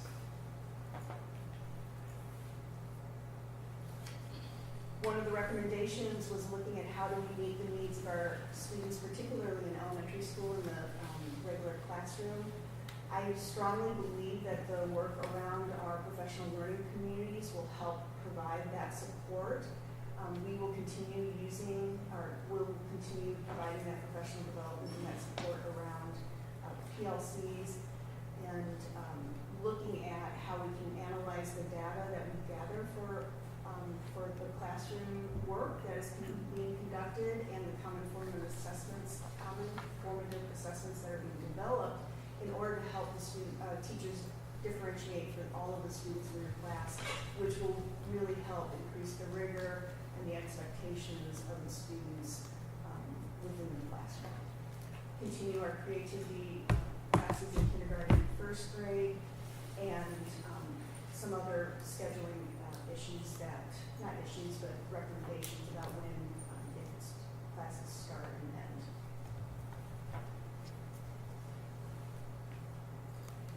Okay, we'll pass the baton. Before I get started with my section, I just want to first say thank you for the opportunity to serve as the gifted coordinator in Webster Girls for the last 10 years. This is my last year serving in this role, and so I do want to say thank you. I appreciate it. It's been a blessing and honor to support the gifted students in this district and support the gifted team that works so tirelessly to educate our gifted students every day. So thank you for that. So identification. We are going to be changing and adding an additional screening grade. Currently, we screen students in first grade and sixth grade and eighth grade. And so we will be shifting our screening grades to second grade and fourth grade. And in doing that, we have looked at additional assessments that we feel are less biased and are more culturally responsive, we might say, in identifying students that are diverse. And so we are shifting some of the identification assessments that we have currently been using. An additional piece that we'll be looking at for screening for grades 6 through 8 is the NWEA assessment, and that is the tool that we look at to identify achievement for students. Typically that has been the MAP test. And so in using the NWEA as a tool, it allows us to also look at achievement for grades younger than third grade. So as we get into talking about our matrix a little later, it adds another layer that we can look at for identification. And so given the internal screenings, we will limit the parent nominations to 1. One of the questions that came up around this piece was, would teachers be allowed to nominate students as many times as they needed? And the answer to that is yes. And so we believe that with the screening, as well as the parent nominations, as well as the teacher nominations, that we should be able to identify students at a rate that we need to. We also will be screening all new students that are moving into the district using the COGAT, and that is absolutely new. We haven't done that before. Okay, changing the process for testing. Currently we use a screener that is the WASI, which is an abbreviated form of the WISC assessment. And so through the program evaluation, it was recommended that we move to the full assessment using the WISC, which includes more subtests and allows us to look at more talent areas in a deeper way. And so we are looking at ways to utilize that full battery of testing. Again, we want to be cognizant of the timing that it takes for students to take the assessments. We don't want to over-test students. And so with the help of our district tester, we will look at logistically what it looks like to carry that out. We currently use a behavior rating scale where teachers can look at strengths and abilities of students and rate them. We currently use 2 tools, and so we have looked at both of those tools. The GRS is the gifted rating scale, is one that we use for grades 1 through 6, and the scales of rating for behavioral characteristics was the tool that we were using for grades 7 through 12. But when we looked at that assessment in a deeper way, we realized that that is an assessment that we can use for grades 2 through 12. And it will also give us academic pieces that we can look at. It includes math and reading and some other components where students may demonstrate ability. We are moving to using the Torrance test of creative thinking. We currently use a creativity assessment that I would say is a hybrid of the Torrance and a few other components. And so we're going to move to a more standardized version, which is the Torrance. These current assessments have various ways that we can administer, whether it's pencil and paper, whether it's online.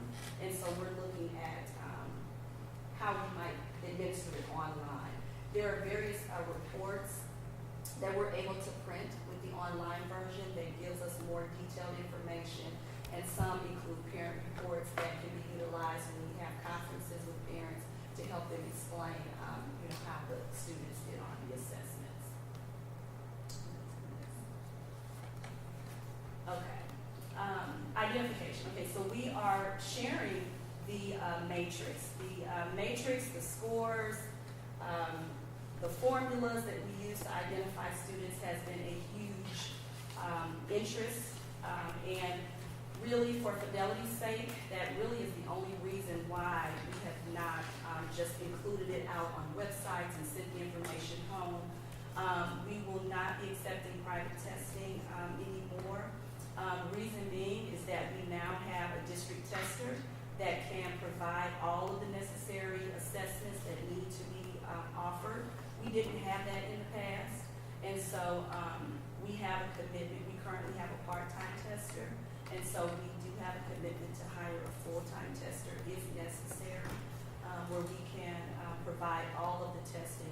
And again, we did not have all of the assessments available to us that we could have used, including the Stanford, the NAE, the COGAT, all of those additional assessments, and we have since purchased those. So we now have access to all of the assessments that we need, and we have the testers that can provide the testing that's needed. And so there really is no need to accept private testing. One of the parents in the curriculum committee had a question about that, knowing that quite a few students who are gifted are twice exceptional, right? And so they might not be identified in a traditional way, but only throughout their IEP process. Sure. And so she had a question about whether that outside testing would be accepted. We don't really consider that outside testing because it's done within the district. It is done outside of the gifted program. But it's really not whether that's inside or outside. It's the particular tool that's used. So typically for testing for special ed, they do not use the WISC or the WASI or the Stanford NAE. And so that is the standardized assessment that's used for identification for gifted students. And so what we have done is we will utilize those scores to potentially move students forward to a full evaluation, whereas if they didn't have that minimum 124 assessment, then we would not have, if it wasn't on the WISC or the WASI, but we may take that 124 from the tool that the special ed uses to move forward to that standardized assessment.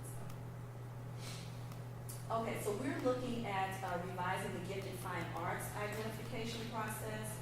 We currently, we've held it for the last couple of years in this space. We bring in local adjudicators that are working as artists in the community, and they evaluate students based on particular projects and challenges that they will do within the space as a team. And so we're looking at using our staff members to be able to contribute to that process. We made a huge shift in identifying students during the school day, because for the last, historically, it has been on a weekend. And so there have been several students that missed out on that weekend because of conflicts in schedule or maybe transportation. And so we have now offered it for the last few years during the school day and provided transportation for students to attend. And so we're also looking at the identification matrix for gifted fine arts as well. These changes to our alternative identification criteria, we do have alternative criteria for twice exceptional students. And I gave an example of how we look at the different components of data for underrepresented students. We will share that process with the state for their approval. We are revising the appeals and the furlough process. This is being led by DESE. the gifted department. And so we are waiting for guidance from them to align our processes with what they are recommending for appeals and furloughs. And we also have an acceleration process where we are able to grade skip or identify strengths that students have beyond their grade level. This will be coordinated by the gifted coordinator, but it will be separate from the gifted program responsibility. Currently, gifted specialists participate in that process, but we're looking at ways to utilize our curriculum coordinators to facilitate more of that process, and the gifted coordinator will help facilitate that process. And, communication. Again, we want to clarify the data sheet that we're sending home to parents so that they are clear about what their children's performance is, what are their strengths, what assessments we're using. We also want to be clear in communicating with staff the difference between gifted students and high achieving students, the philosophy of the gifted program. That is very helpful with teachers nominating students for gifted programming, understanding that clarity. We are looking for ways to better share the reports and the information that we have on our gifted students. And so we're looking at ways to share their progress reports through our information system across the district. And again, just being more available and accessible to parents, participating in more of the information nights that are held across the district. Traditionally, we have offered a gifted information night in isolation at the beginning of the school year for parents to attend. But we want to be more visible throughout opportunities throughout the district for various nights where we can answer questions for parents and be supportive of that school environment. And then we are going to share a performance summary with the classroom teachers in sharing, how students are performing on the assessments for those that they have nominated, and ways that we can better support them in the general classroom setting. So professional development, CNI and Gifted will work more closely with providing professional development for the general ed classroom teachers. The Gifted coordinator will offer more presentations around Gifted 101 and sharing more gifted data with schools so that they really understand who we're servicing in their buildings, and they can get clarity around how to nominate students, what students they should be looking for, and then understanding really the effective needs of our gifted students and providing professional development around that. We will provide release days for our gifted specialists to work as a team, including the middle school and the high school, which is key. Currently, elementary meets monthly because of scheduling, and so this will allow our K through 12, our 2 through 12 teams to meet virtually. And then we will provide opportunities for our gifted specialists to attend the national gifted conferences and the local gifted conferences annually. Are there any questions? Lots of information. Comments and maybe some questions. Christy, I want to thank you very much for your work with the district, and I want to thank the staff for their work in the program on behalf of the kids, because it's a program that is many times thought by regular ed staff to be an addendum, and it's not. It's something that's very vital for these kids to really focus in the regular classroom, which kind of leads me right to PD. I really think it's important that not only teachers but administrators have a good grasp to be able to communicate to parents about giftedness and the struggles and the achievements that can be won by being in the program. There's good things and there's some struggles along the way because kids really have to learn how to do some things, and they do struggle with the affective portion, and regular ed people need to understand that thing in particular.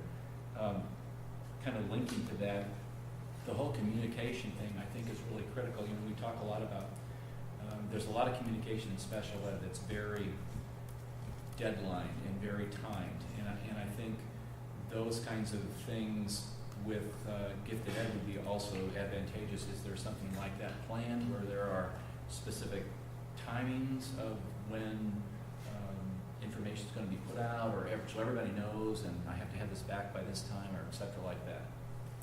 Yes, and we have really tried to communicate, deadlines through asking schools to share, when nominations are, nearing, and communicating in writing. You would not believe the versions of letters that we have that have extensive information in trying to over-communicate deadlines and specific reasons and philosophies behind some of those deadlines and timing. And so we will continue to do that. I totally agree with what you're saying around including administration, in that support and in that professional development. And I do understand that that's a part of the plan. Yeah, and kind of with that is this whole thing about the increased academic rigor for these kids and why they're not. I read that whole report. I don't know if you all did. It was a lot of material. Yes.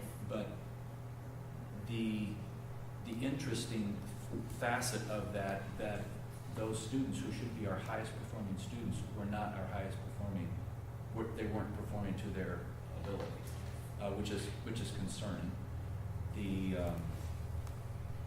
Just a thought on that.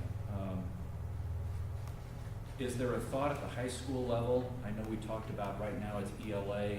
We're looking at science and math and maybe social studies, but doing that for all content areas, for the 4 main content areas at the high school level, and allowing kids to pick, hey, I really like math, or gee, I really like ELA. I like literature. I'd like to really investigate that at a higher gifted ed level.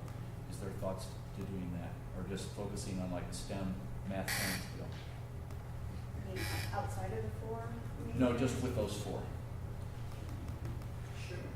We're currently offering it through ELA and social studies. And so we talked about adding science and the math components based on feedback that we have gotten for students' interest. But again, we are exploring this at the high school to determine which are the most appropriate subjects to add at the high school level. And it really does boil down to certification.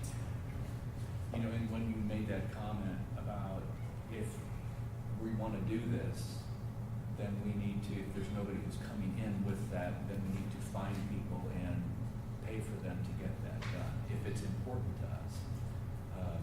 That's just my opinion on that.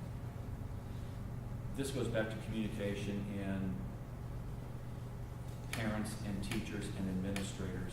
I noticed, and David brought this up about the surveys, that 28% return is a pretty decent return, but I was surprised at the low rate of return by staff members. And I guess I would expect that staff, because they're in the building and they're a captive audience, would be the group that would have the highest return rate.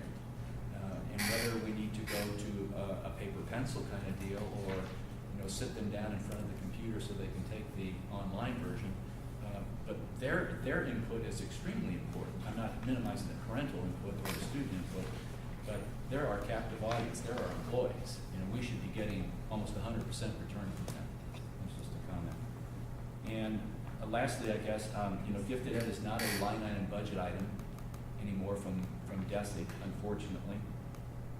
And I would hope that the district would support the program budget-wise for materials, for testing materials, and for personnel.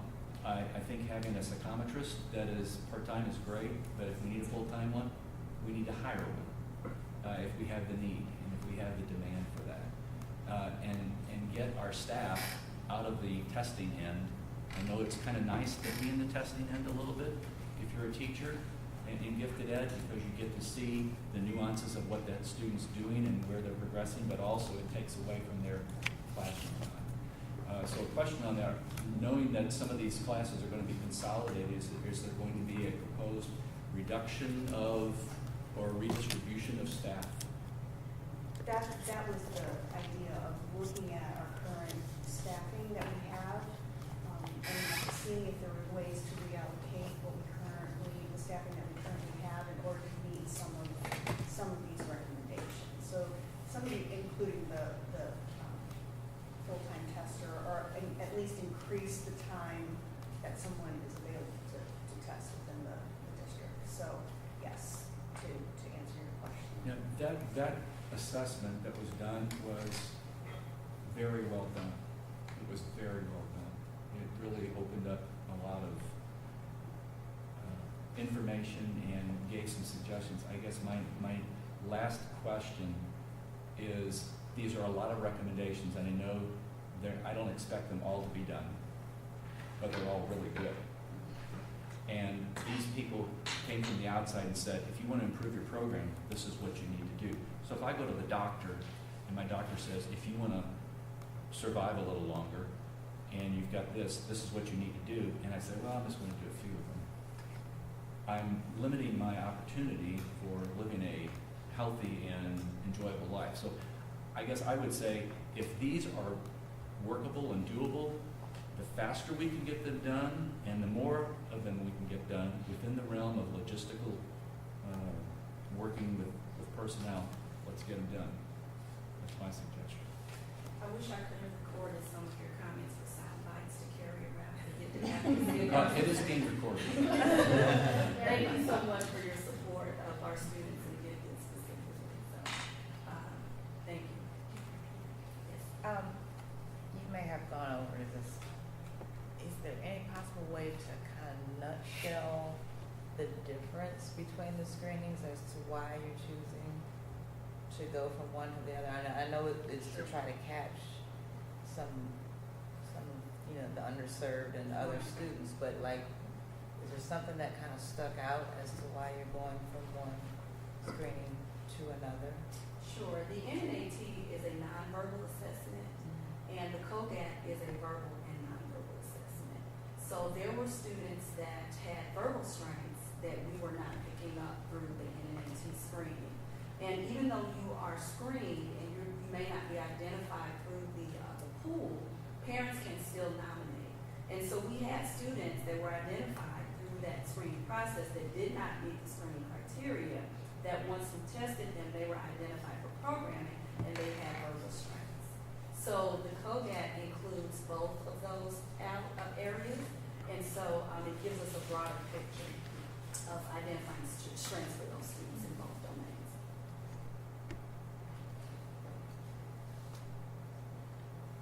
Great, thank you all very much. Is there a plan to, communication is such a big, I don't know if it's customary to make a comment back here, but is there a way to make this presentable to the community, the gifted community, as with any community in our district, talks. Parents talk, whether you're in sports or music or gifted, and with change, sometimes that's scary, but sometimes change can be really great. And this is such a thorough analysis and presentation. I think the gifted community specifically would really love to hear some of these changes. And besides it being available online through the district website, is there another plan, or do you see value in presenting this to parents of the district? Absolutely. And, this is an ongoing conversation. It's an ongoing process. These changes will not be fully implemented until 2021 school year. And so, I'm sorry, I didn't mean some of the changes completely. We're going to try to do some of the testing and ID for next year to Dr. Surfer's point. Sorry. Okay. So we're speaking about sharing the report. So, yes, the report will be accessible to you online and on the website. But again, we talked about having more opportunities for giving information nights, and this will be, I will grandfather this in because I won't be here next year, but I will recommend that this is grandfathered in the process when we're sharing through those community events.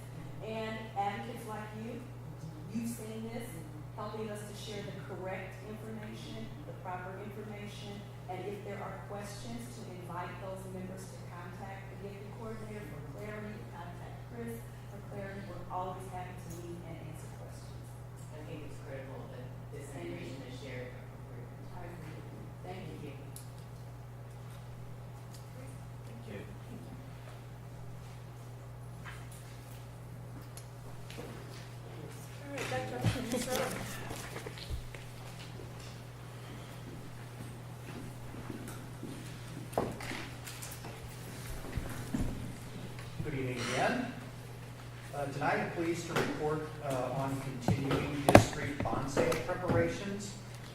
As indicated in previous meetings and the advanced materials for tonight's meeting, the district plans to sell the $22 million property authorization in 2 installments, $12.5 million now, and the remaining $9.5 million next year.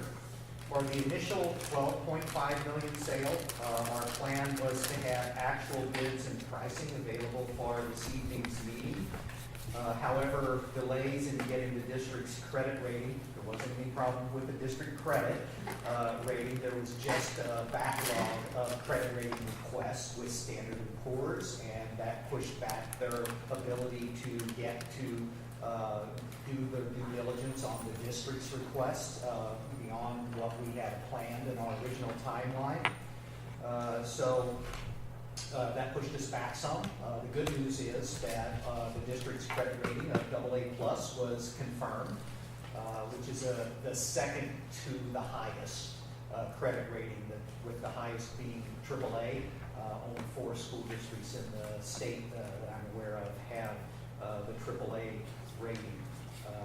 We continue to do things right and continue to manage the district financially. We may be eligible for consideration to join that group, but for now we're AA+, which is highly respected in the market. In order to, with the delay in pricing, actual bids for our bonds won't be received until next Monday, May the 20th. In order to complete the sale as soon as possible and not delay further, we're recommending the board approve what's called a bond sale parameters resolution that was included in your materials. Basically, this is a resolution that sets out minimum criteria that the bond sale will have to meet in order for it to go forward, and that you can pre-approve that standard process for districts or bond issuers in these kinds of situations to pre-approve a parameters resolution like this so that the sale can proceed as planned. Those parameters were indicated in your materials, and they included that the purchase price of the bonds must be 104 to 108% of the face principal amount, with no individual coupon rate to exceed 5%. Each maturity of bonds, and they're scheduled year by year with no maturity exceeding 20 years in life. Each year annual maturity generally has a different interest rate because it represents kind of like getting a CD at the bank. The longer you invest, generally the little bit higher interest rate you get, or in our case, a little bit higher interest rate that you would pay.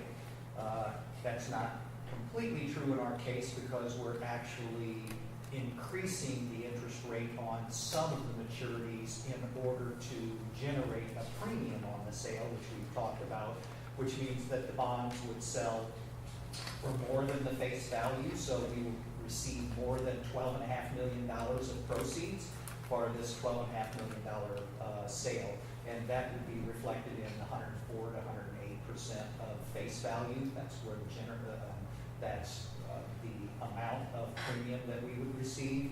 Out of that premium, we would have to pay normal costs of issuance and so forth. So we wouldn't get if we sold the bonds at 105% of face, we wouldn't net a 5% premium going into our bond account, but we would take the cost of issuance out of that premium and retain the rest, which we're estimating will be in the neighborhood of $400,000 to $500,000 of net premium left to go toward the $600,000 that the district was going to supplement the $22 million overall bond sale with.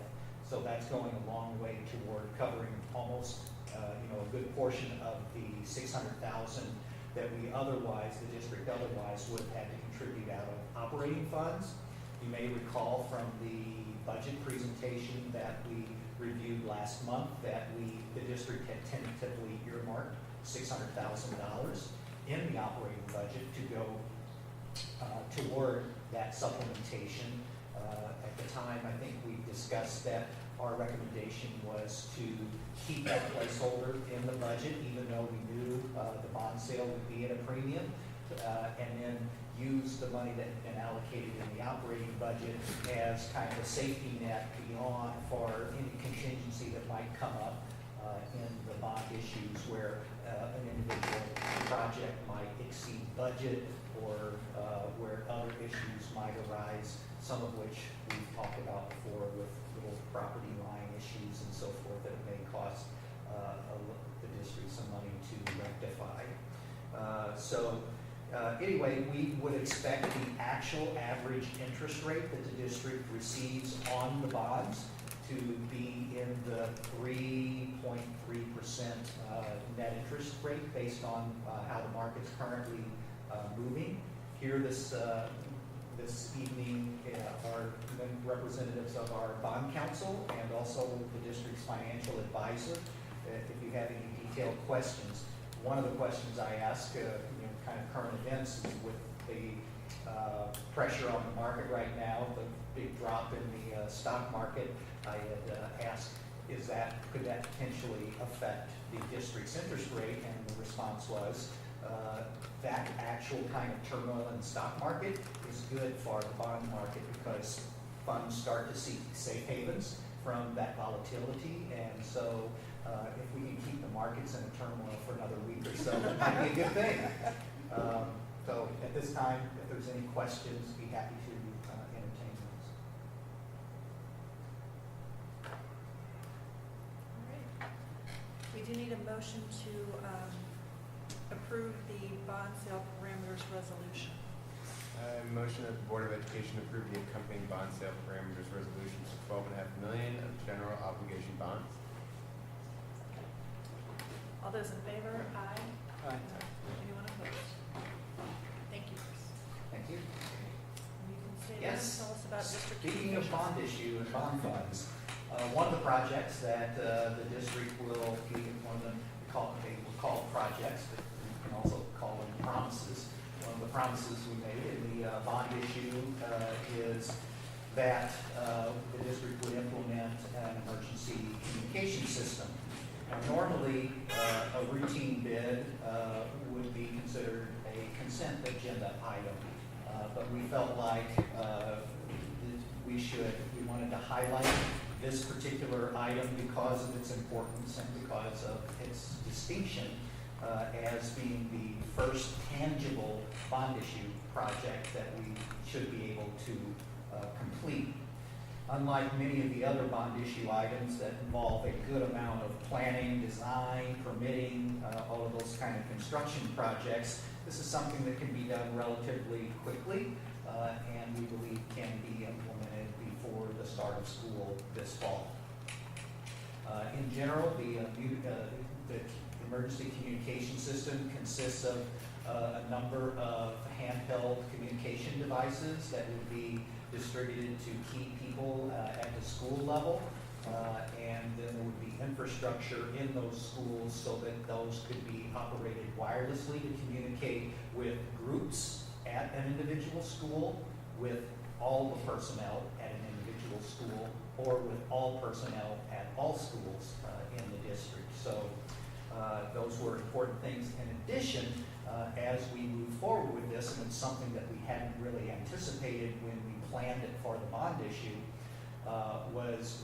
it's also possible to make these these handheld devices compatible with our PA systems in the building so that someone with one of the devices can actually access the PA system and make announcements, give directions or whatever through the school PA system. We felt like that was an important functionality to have while we were implementing this. The cost, there's a few more units than what we had anticipated when we originally set the budget for this. The functionality in order to be able to access the PA system and having the ability for all handheld devices to access the district-wide communication system and not just the building's communication system. Those were all a little bit, a few $1,000s each of those capabilities. So the total price tag of the bid we're looking at is about $22,000 more than the $70,000 estimate that we had in the budget. We believe that we can cover that through the management of the bond proceeds, but even worst case, as I had mentioned, we have $600,000 in the operating budget that we had earmarked to supplement the bond funds, that now that we're selling the bonds at a premium can function as kind of a contingency fund for these kinds of things.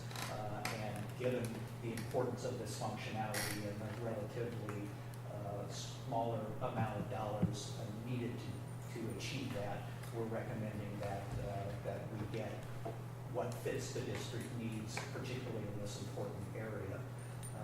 I appreciate Mr. Khan and Dr. Stricker's advanced questions before the meeting.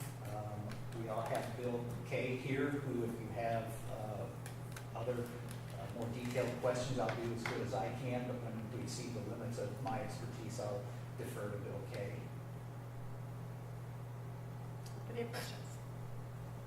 I have just a quick question, because I couldn't tell. Is this a one-time fee, or is this a yearly annual fee? This is a one-time investment. Do you need any action from us, Bruce?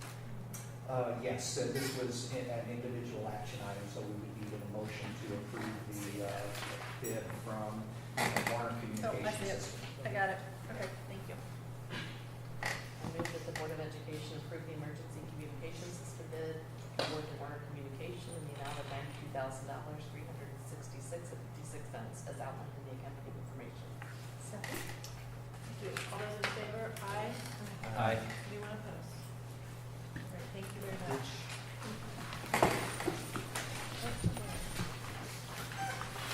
Hello.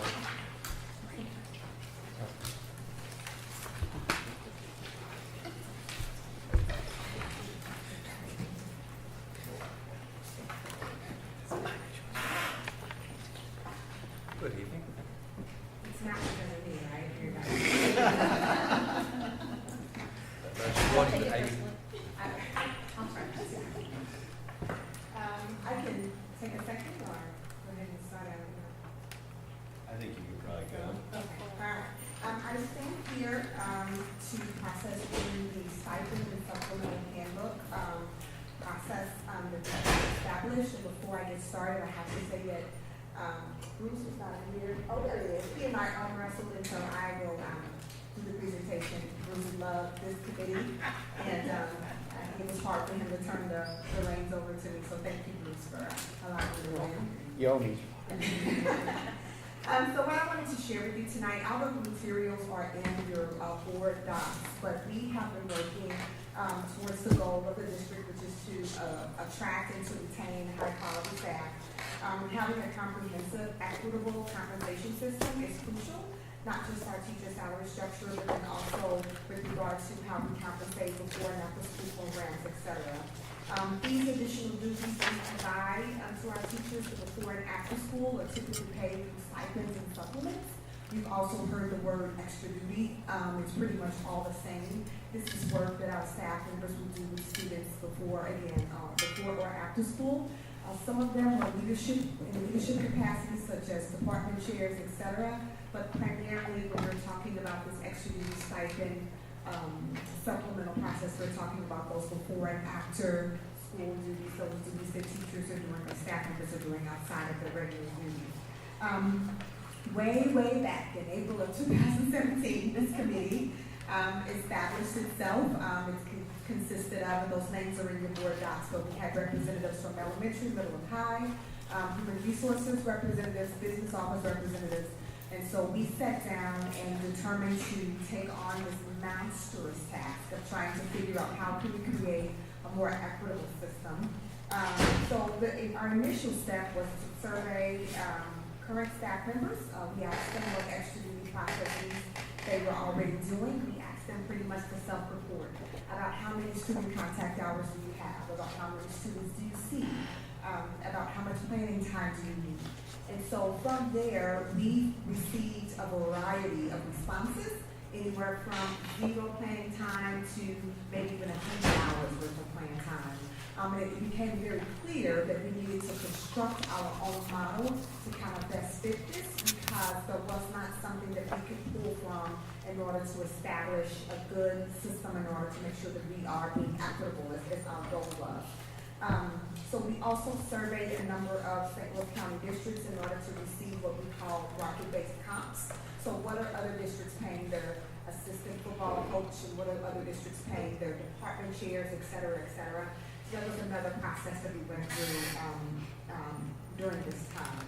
What we came up with was we constructed this document here, which is our model. So you'll hear me say the model. This is what we're referring to. And this was our initial task. Ruth and Eric Dunn and Jerry Collins, Cliff Ice, met numerous times in order to try to figure out how do we determine how we compensate people and what would be equitable. And so those boxes at the very top up there you'll see will be their position title, which is here in this column, the years that they've been in that position, and then you'll begin to see the different areas by which we provided them points. So this area here is related to student contact hours. So about how many student contact hours would the head football coach have with students? And then from the student contact hours, we assigned a score. And so that was just kind of a rating that the committee came up with. If you had between, this was one of your documents here, but this kind of lets you know about how many points and then the dollar amounts. But here, if you had so many student contact hours, that's your score. Then the plan and prep hours here, and then that's the score attributed. So the areas that we rated in the supplemental model were student contact hours, plan time, the number of students that participate, the number of adults that are supervised, professional training, if there are any liability risks, i.e. football, basketball, swimming, some of those sports have a liability risk, and then your responsibility levels. And so once we were able, from these different expectation areas, and we were able to get a score assigned to it, then we came up with here, which is a total expected score. And from this total expected score, we placed it in a tier. And so you'll see here tier M, L, etc. as we go through. And so this document was created in order to allow us to provide a dollar amount or a value per the tier. And so that helps us to determine what a person's overall stipend and or in this case, supplemental agreement would be. And so again, this document here, this model, is what we also found was that this model was not necessarily working across the board for all of our positions, i.e. department chairs. They don't have student contact hours. They're not supervising students. A lot of their work is through administrivia, leadership, et cetera, so then we had to figure out what other method or what other process would we go by in order to determine how to compensate them, right? Because not all of the positions we found could or would fit in this model. So what they determined was, the committee determined was, to make that more of an HR process by which we would go out and identify market data. We would pull from different districts, what are they paying, and then provide that base salary for that or what that stipend would be for those positions. The key to this is we developed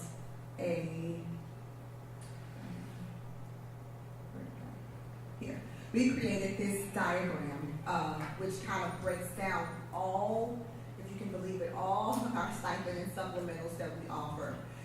If you'll notice the very top here, this blue bar denotes primary.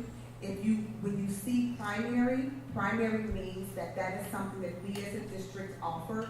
We want to continue to offer. It is a district initiated event. So of course we want to have swimming. Of course we want to have volleyball. Of course we want to have wrestling, right? Those are things that we offer every year without question. The other positions are considered what we're calling secondary. And those secondary positions are those positions that over here are those positions that may come and go. So they're not annual. Like one year you may have K-pop at Hickson, the next year you may not. It really depends on students' interests. It really depends upon the teacher who wants to sponsor it or not. So the secondary ones can come and go. However, your primary ones are the ones that are there to stay. The other difference I want to point out is that we separated some from, if you see the verbiage supplemental, here, supplemental means it will be paid through the model. So all these positions will go into that model. They receive a score, they receive a tier, and that's how we compensate them based upon that. That number can change, right? Because again, if you supervise more kids one year, or you have more plan time one year, or if that number goes down for whatever reason, the numbers in this system here will change with the supplemental group. With the primary stipends, which are more of your leadership, more of your camps, your supervision, those are stipends, those are flat rates that we'll definitely get from the market. We'll identify through what other districts are compensating if there are comps. And so those will typically remain the same and not have as much fluidity in them, again, because they are not necessarily based upon student contact hours. They're not necessarily based upon student, the number of students that you are in fact evaluating. So with that, after that, what we determined was to continue to provide not just our high school and middle school, because if you'll notice here, a lot of the positions that are listed up there have an HS behind it or HX, and some of them actually have Steger. And that was the other discrepancy that we found, was that our elementary schools were not, some teachers were even doing before and after school clubs, but just weren't being compensated for it. And so what we have to do, the legwork we still have to do, is to get with our elementary principals to process through this and see, does Edgar Road want a yearbook club? Does Avery, would they want a student council that meets before or after school? They should be afforded the same opportunities. And where would they fall here? And then we would determine what those stipends would be for their schools. Do they want to do a Spanish club? Do they want to do their own robotics club at the elementary school? They should be afforded that option. And where would they fall here? And so this document is not set in stone. It's really our basis for where we are right now, but it will be a moving document in order for us to continue to provide the supports that all of our students need in order to have a really good experience with regard to before and after school, if they so chose to. So currently, what we are recommending the committee is that the high school, we would add $2,000 to each elementary school, and so that each elementary school would have some money available to provide before and their after school activities for their students, as well as still providing monies for high school, of course, and Hickson.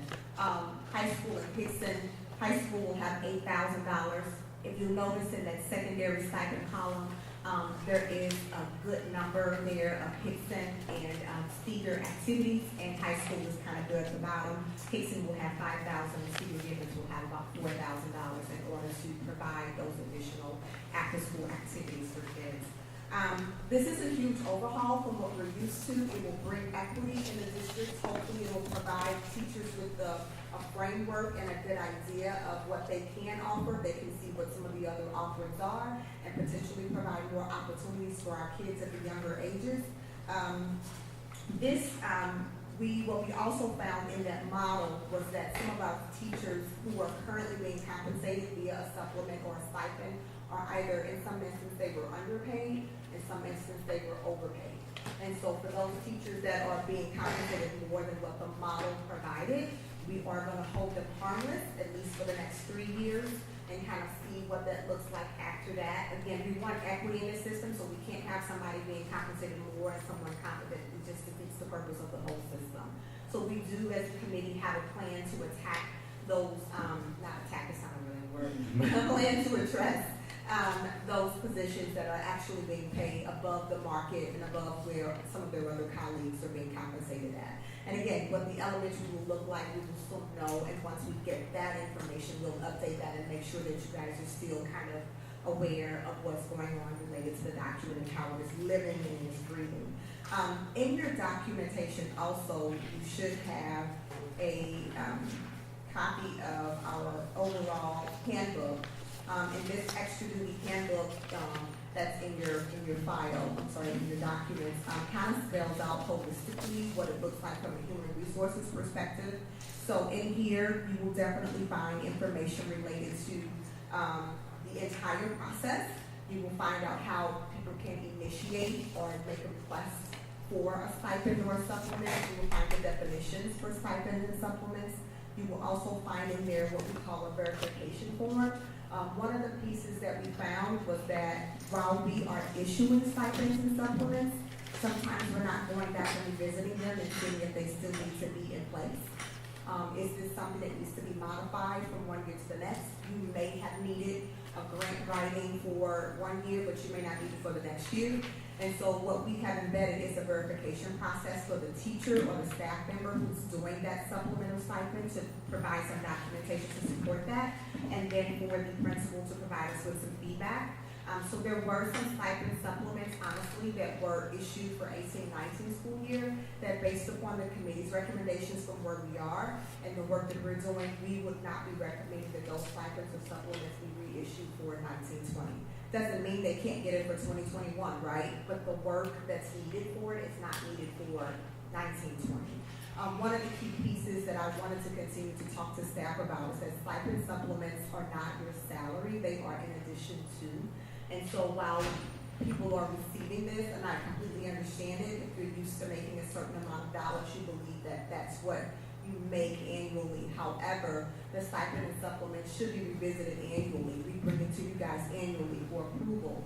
So in that process, we will make sure that we are revisiting each one annually to ensure that that stipend and or supplement is still needed. And then also, if it is, we will approve it. If not, we will have that conversation, making adjustments, and then inform the employee about the status of that stipend or supplement for the upcoming year. So that's another part of the process. Embedded in that handbook also is surveys. We crafted surveys for parents for the different sports and for the program surveys. And we also crafted student surveys. And we wanted the students' feedback on how you felt about this program. Did you feel involved? Would you do it again next year? What's your feedback for the teacher? How could it be better? And as for the parents, was it welcoming? Did you receive effective communication? Some of those are some of the questions that you'll find in the surveys, as well as an evaluation piece. So there are evaluations in there for the administrators to complete. Now for some of your student groups, because at the high school they may have 20 student groups going at one time, right? How do you effectively evaluate that? We will be utilizing more of the student survey, the parent survey, and then asking the administrators to do what we call like walkthroughs at some point. Like you don't have to be there every night, but your presence at some point throughout the year just to see what's going on and to get a feel of what's being offered. That will be the expectation of the administrators for some of those, like I keep saying K-pop, I don't mean to keep saying that, but like your K-pops and the lumberjack club at the high school, right? So what is that? So if we needed to ask questions about it, then the principal would be able to give us feedback related to that. Bruce, did I miss anything? Is there something that I need to point out? Pay frequency? The pay frequency The change? pay frequency, yes. Did you We mention that? did process as a committee. Currently in board policy, we are looking to change that. But in board policy, the stipends and supplements are paid through a 24 pays. So if my stipend is $5,000, we divide that into 24, and that's on your paycheck, for the year. What we found was that through whatever processes is that if I decided to start a club, and however I didn't finish it, I stopped mid-January and I was supposed to go throughout the year, was that we were not notified in human resources, and so I was paid the entire year for a club I only did half the work with. And so one of the two things that we determined to do to remedy that, the first one is pay would not be distributed, our recommendation, until midway through and then at the very end. And so if I have a year-long club, I would receive payment in December, and then I would receive it in May. If I'm a sport, tennis, I would receive it midway through that season and then at the end of that season, however that works. And so another piece that we ask the principals to complete is a verification form, so that we will ask them around the time that payment is due to submit to us that these people actually worked and completed the whatever job they were supposed to do related to the stipend or supplement. They sign off on it, and that's how we know to then distribute payment. If I stopped and Sherry picked up, then I would know, then Sandy would receive 50%, and then Sherry would receive the other 50%, because we would get that information from the administrator. So again, in board policy, we're asking for that to be modified so that we can pay people, again, midway and then at the end for their stipends and supplements. So, thank you so much. I mean, I just see all the work in this, and I know that you and Bruce and the committee did a lot of work for bringing equity to all of this process. I appreciate it. I also like seeing that some of it was going to go to the elementary. I saw a deadline in here for one in May and one in September, and I didn't know how that would work, or if that's something that we're talking to the administrators about. Yeah, that's what we would like for the future, right? But for this year, if we were to implement it for 1920, we wouldn't even worry about those deadlines. We process it as it comes. But that would be the hope, that if you would like a primary supplement at the road, that Dr. Wood will let us know that by May 1, so that we can get all the information together to effectively present it to the board by June for payment. There's also sometimes the clubs pop up, so students aren't listening to deadlines, right? Like, they just know what they want to do. And so we left some leeway there, that if I'm a student and it's September and I really want to start a club, and I have a teacher that's willing to nominate me, then there's another deadline for that club to start for the winter and the spring. And so then that club would be able to start in January. But the teacher can start it in that fall. We're not compensating. We haven't had that process. We will be compensated then in the spring. What we didn't want to do was to present the board with 3, 4, 5 reports with these different supplements. So like, I thought I approved those, right? Like, we're just trying to streamline them so that when you guys get them, you get them into a more comprehensive list. The other important aspect of that too, or I think it's important, is that this isn't like for the elementary schools, $2,000 for you to divide among whichever clubs you happen to have, but there's a structure that says, depending on how many students are involved and what your level is, this is how much that's worth, and if they don't use all of the $2,000, then it just lapses back into the budget. So, and if one school uses a little more than their $2,000, another uses a little bit less than their $2,000, they just wind up offsetting each other. So we'll see how it goes the first time through.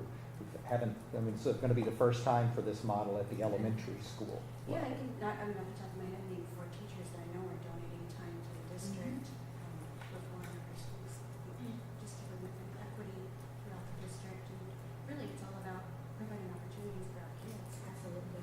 And what Bruce was talking about is up there, the secondary requirement for student groups. So if you want to sponsor a group, then we would ask you, is it level 1? Level 1 would be, I'm just supervising. Sometimes kids just want a space to have board games. Does that require the teacher do any planning? No. The kids are just doing board games, the teacher's just supervising. While level 2 is facilitating. As a teacher, I might be leading or co-leading that with kids. If we're doing robotics, there's probably a lot more planning that I have to do. I'm facilitating that. And then you see the number of students participating. So if there was an elementary group and she's like, I've got 2 kids, I'm sorry, we need a minimum 5. And so we do have a level system related to that, as well as the level system. We also have, and this is sideways, I apologize. It's not in this one, but we have attributed a dollar amount to each one of those so that we know how to compensate people for those secondary stipends. Yes. Just a comment. This is unbelievable work. It's very, what Christine said is true. This is very complicated, and to provide opportunities for students, and to be equitable with staff, and to be accountable to the board and to the taxpayers is huge. So, and I really see a lot of great things that this will help us out with. I have a question for the coaches, but like, for instance, for high school, are there expectations out there for what they're expected to do? Yes, there are. There is a coach's handbook that Jerry Collins has crafted that has the expectations in there. In addition, in the document, we do have a coach's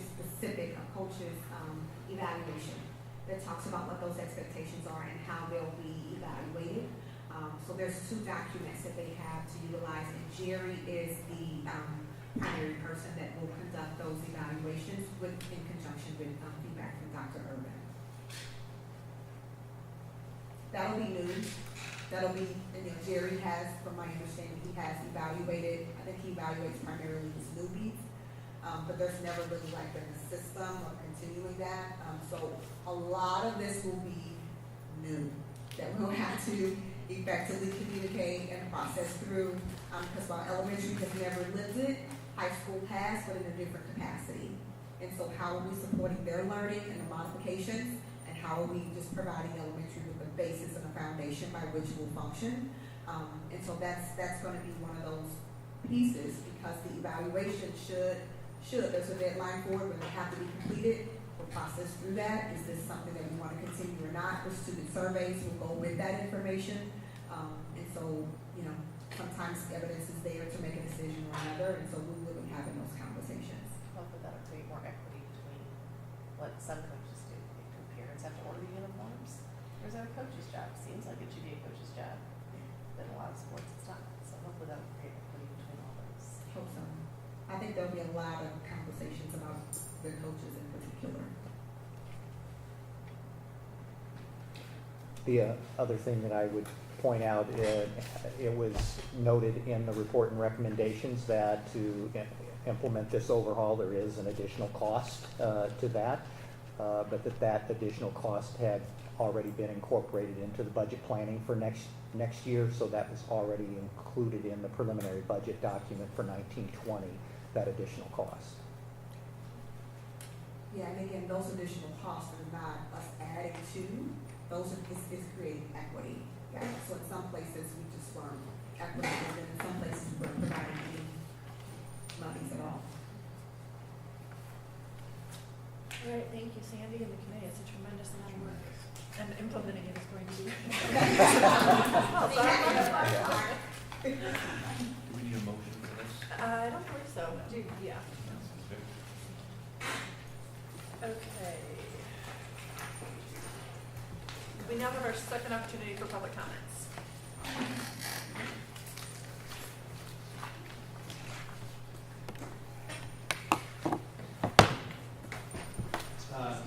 Two quick things.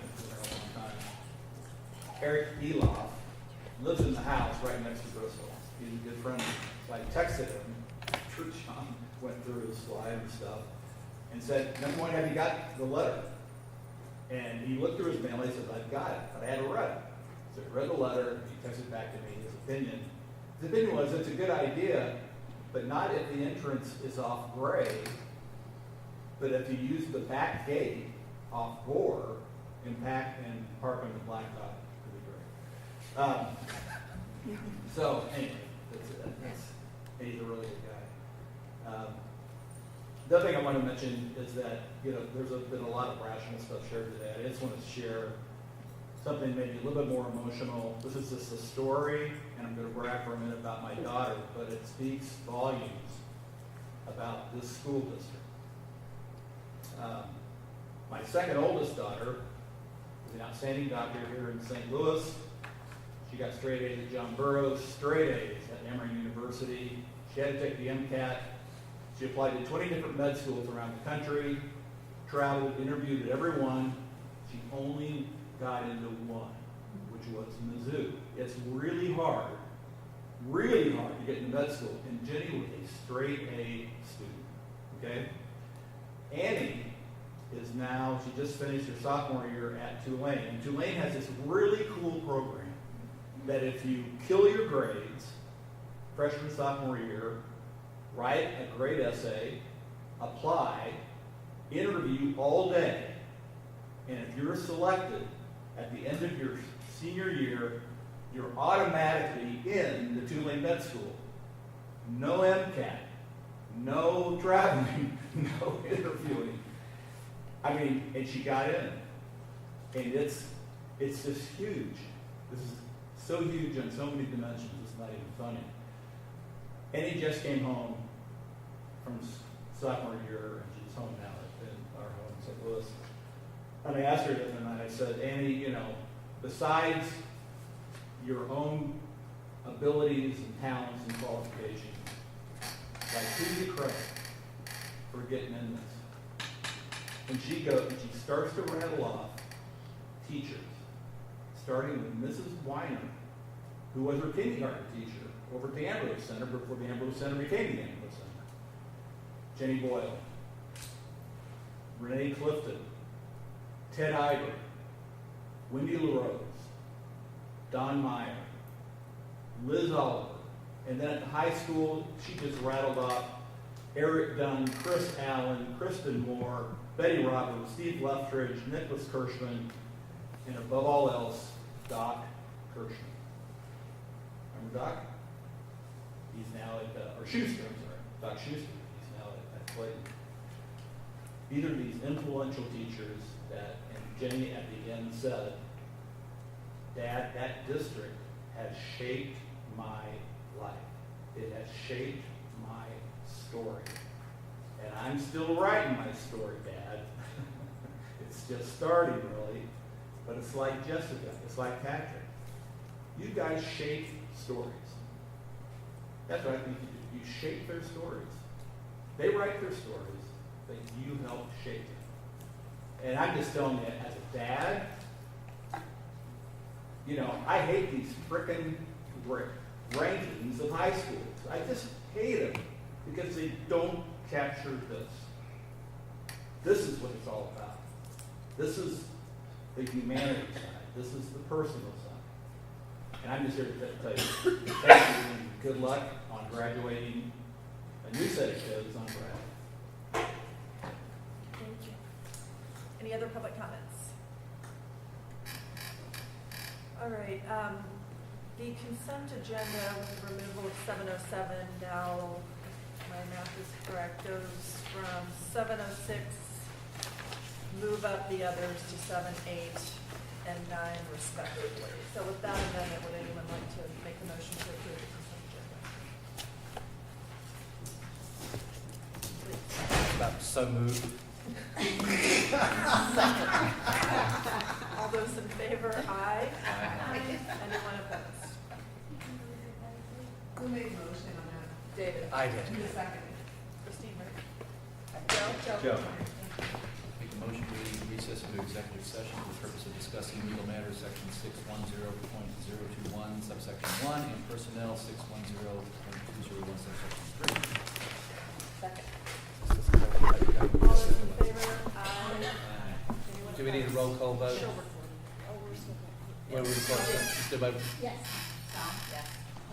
Yes. Mr. Allison? Yes. Quinn? Yes. Con? Yes.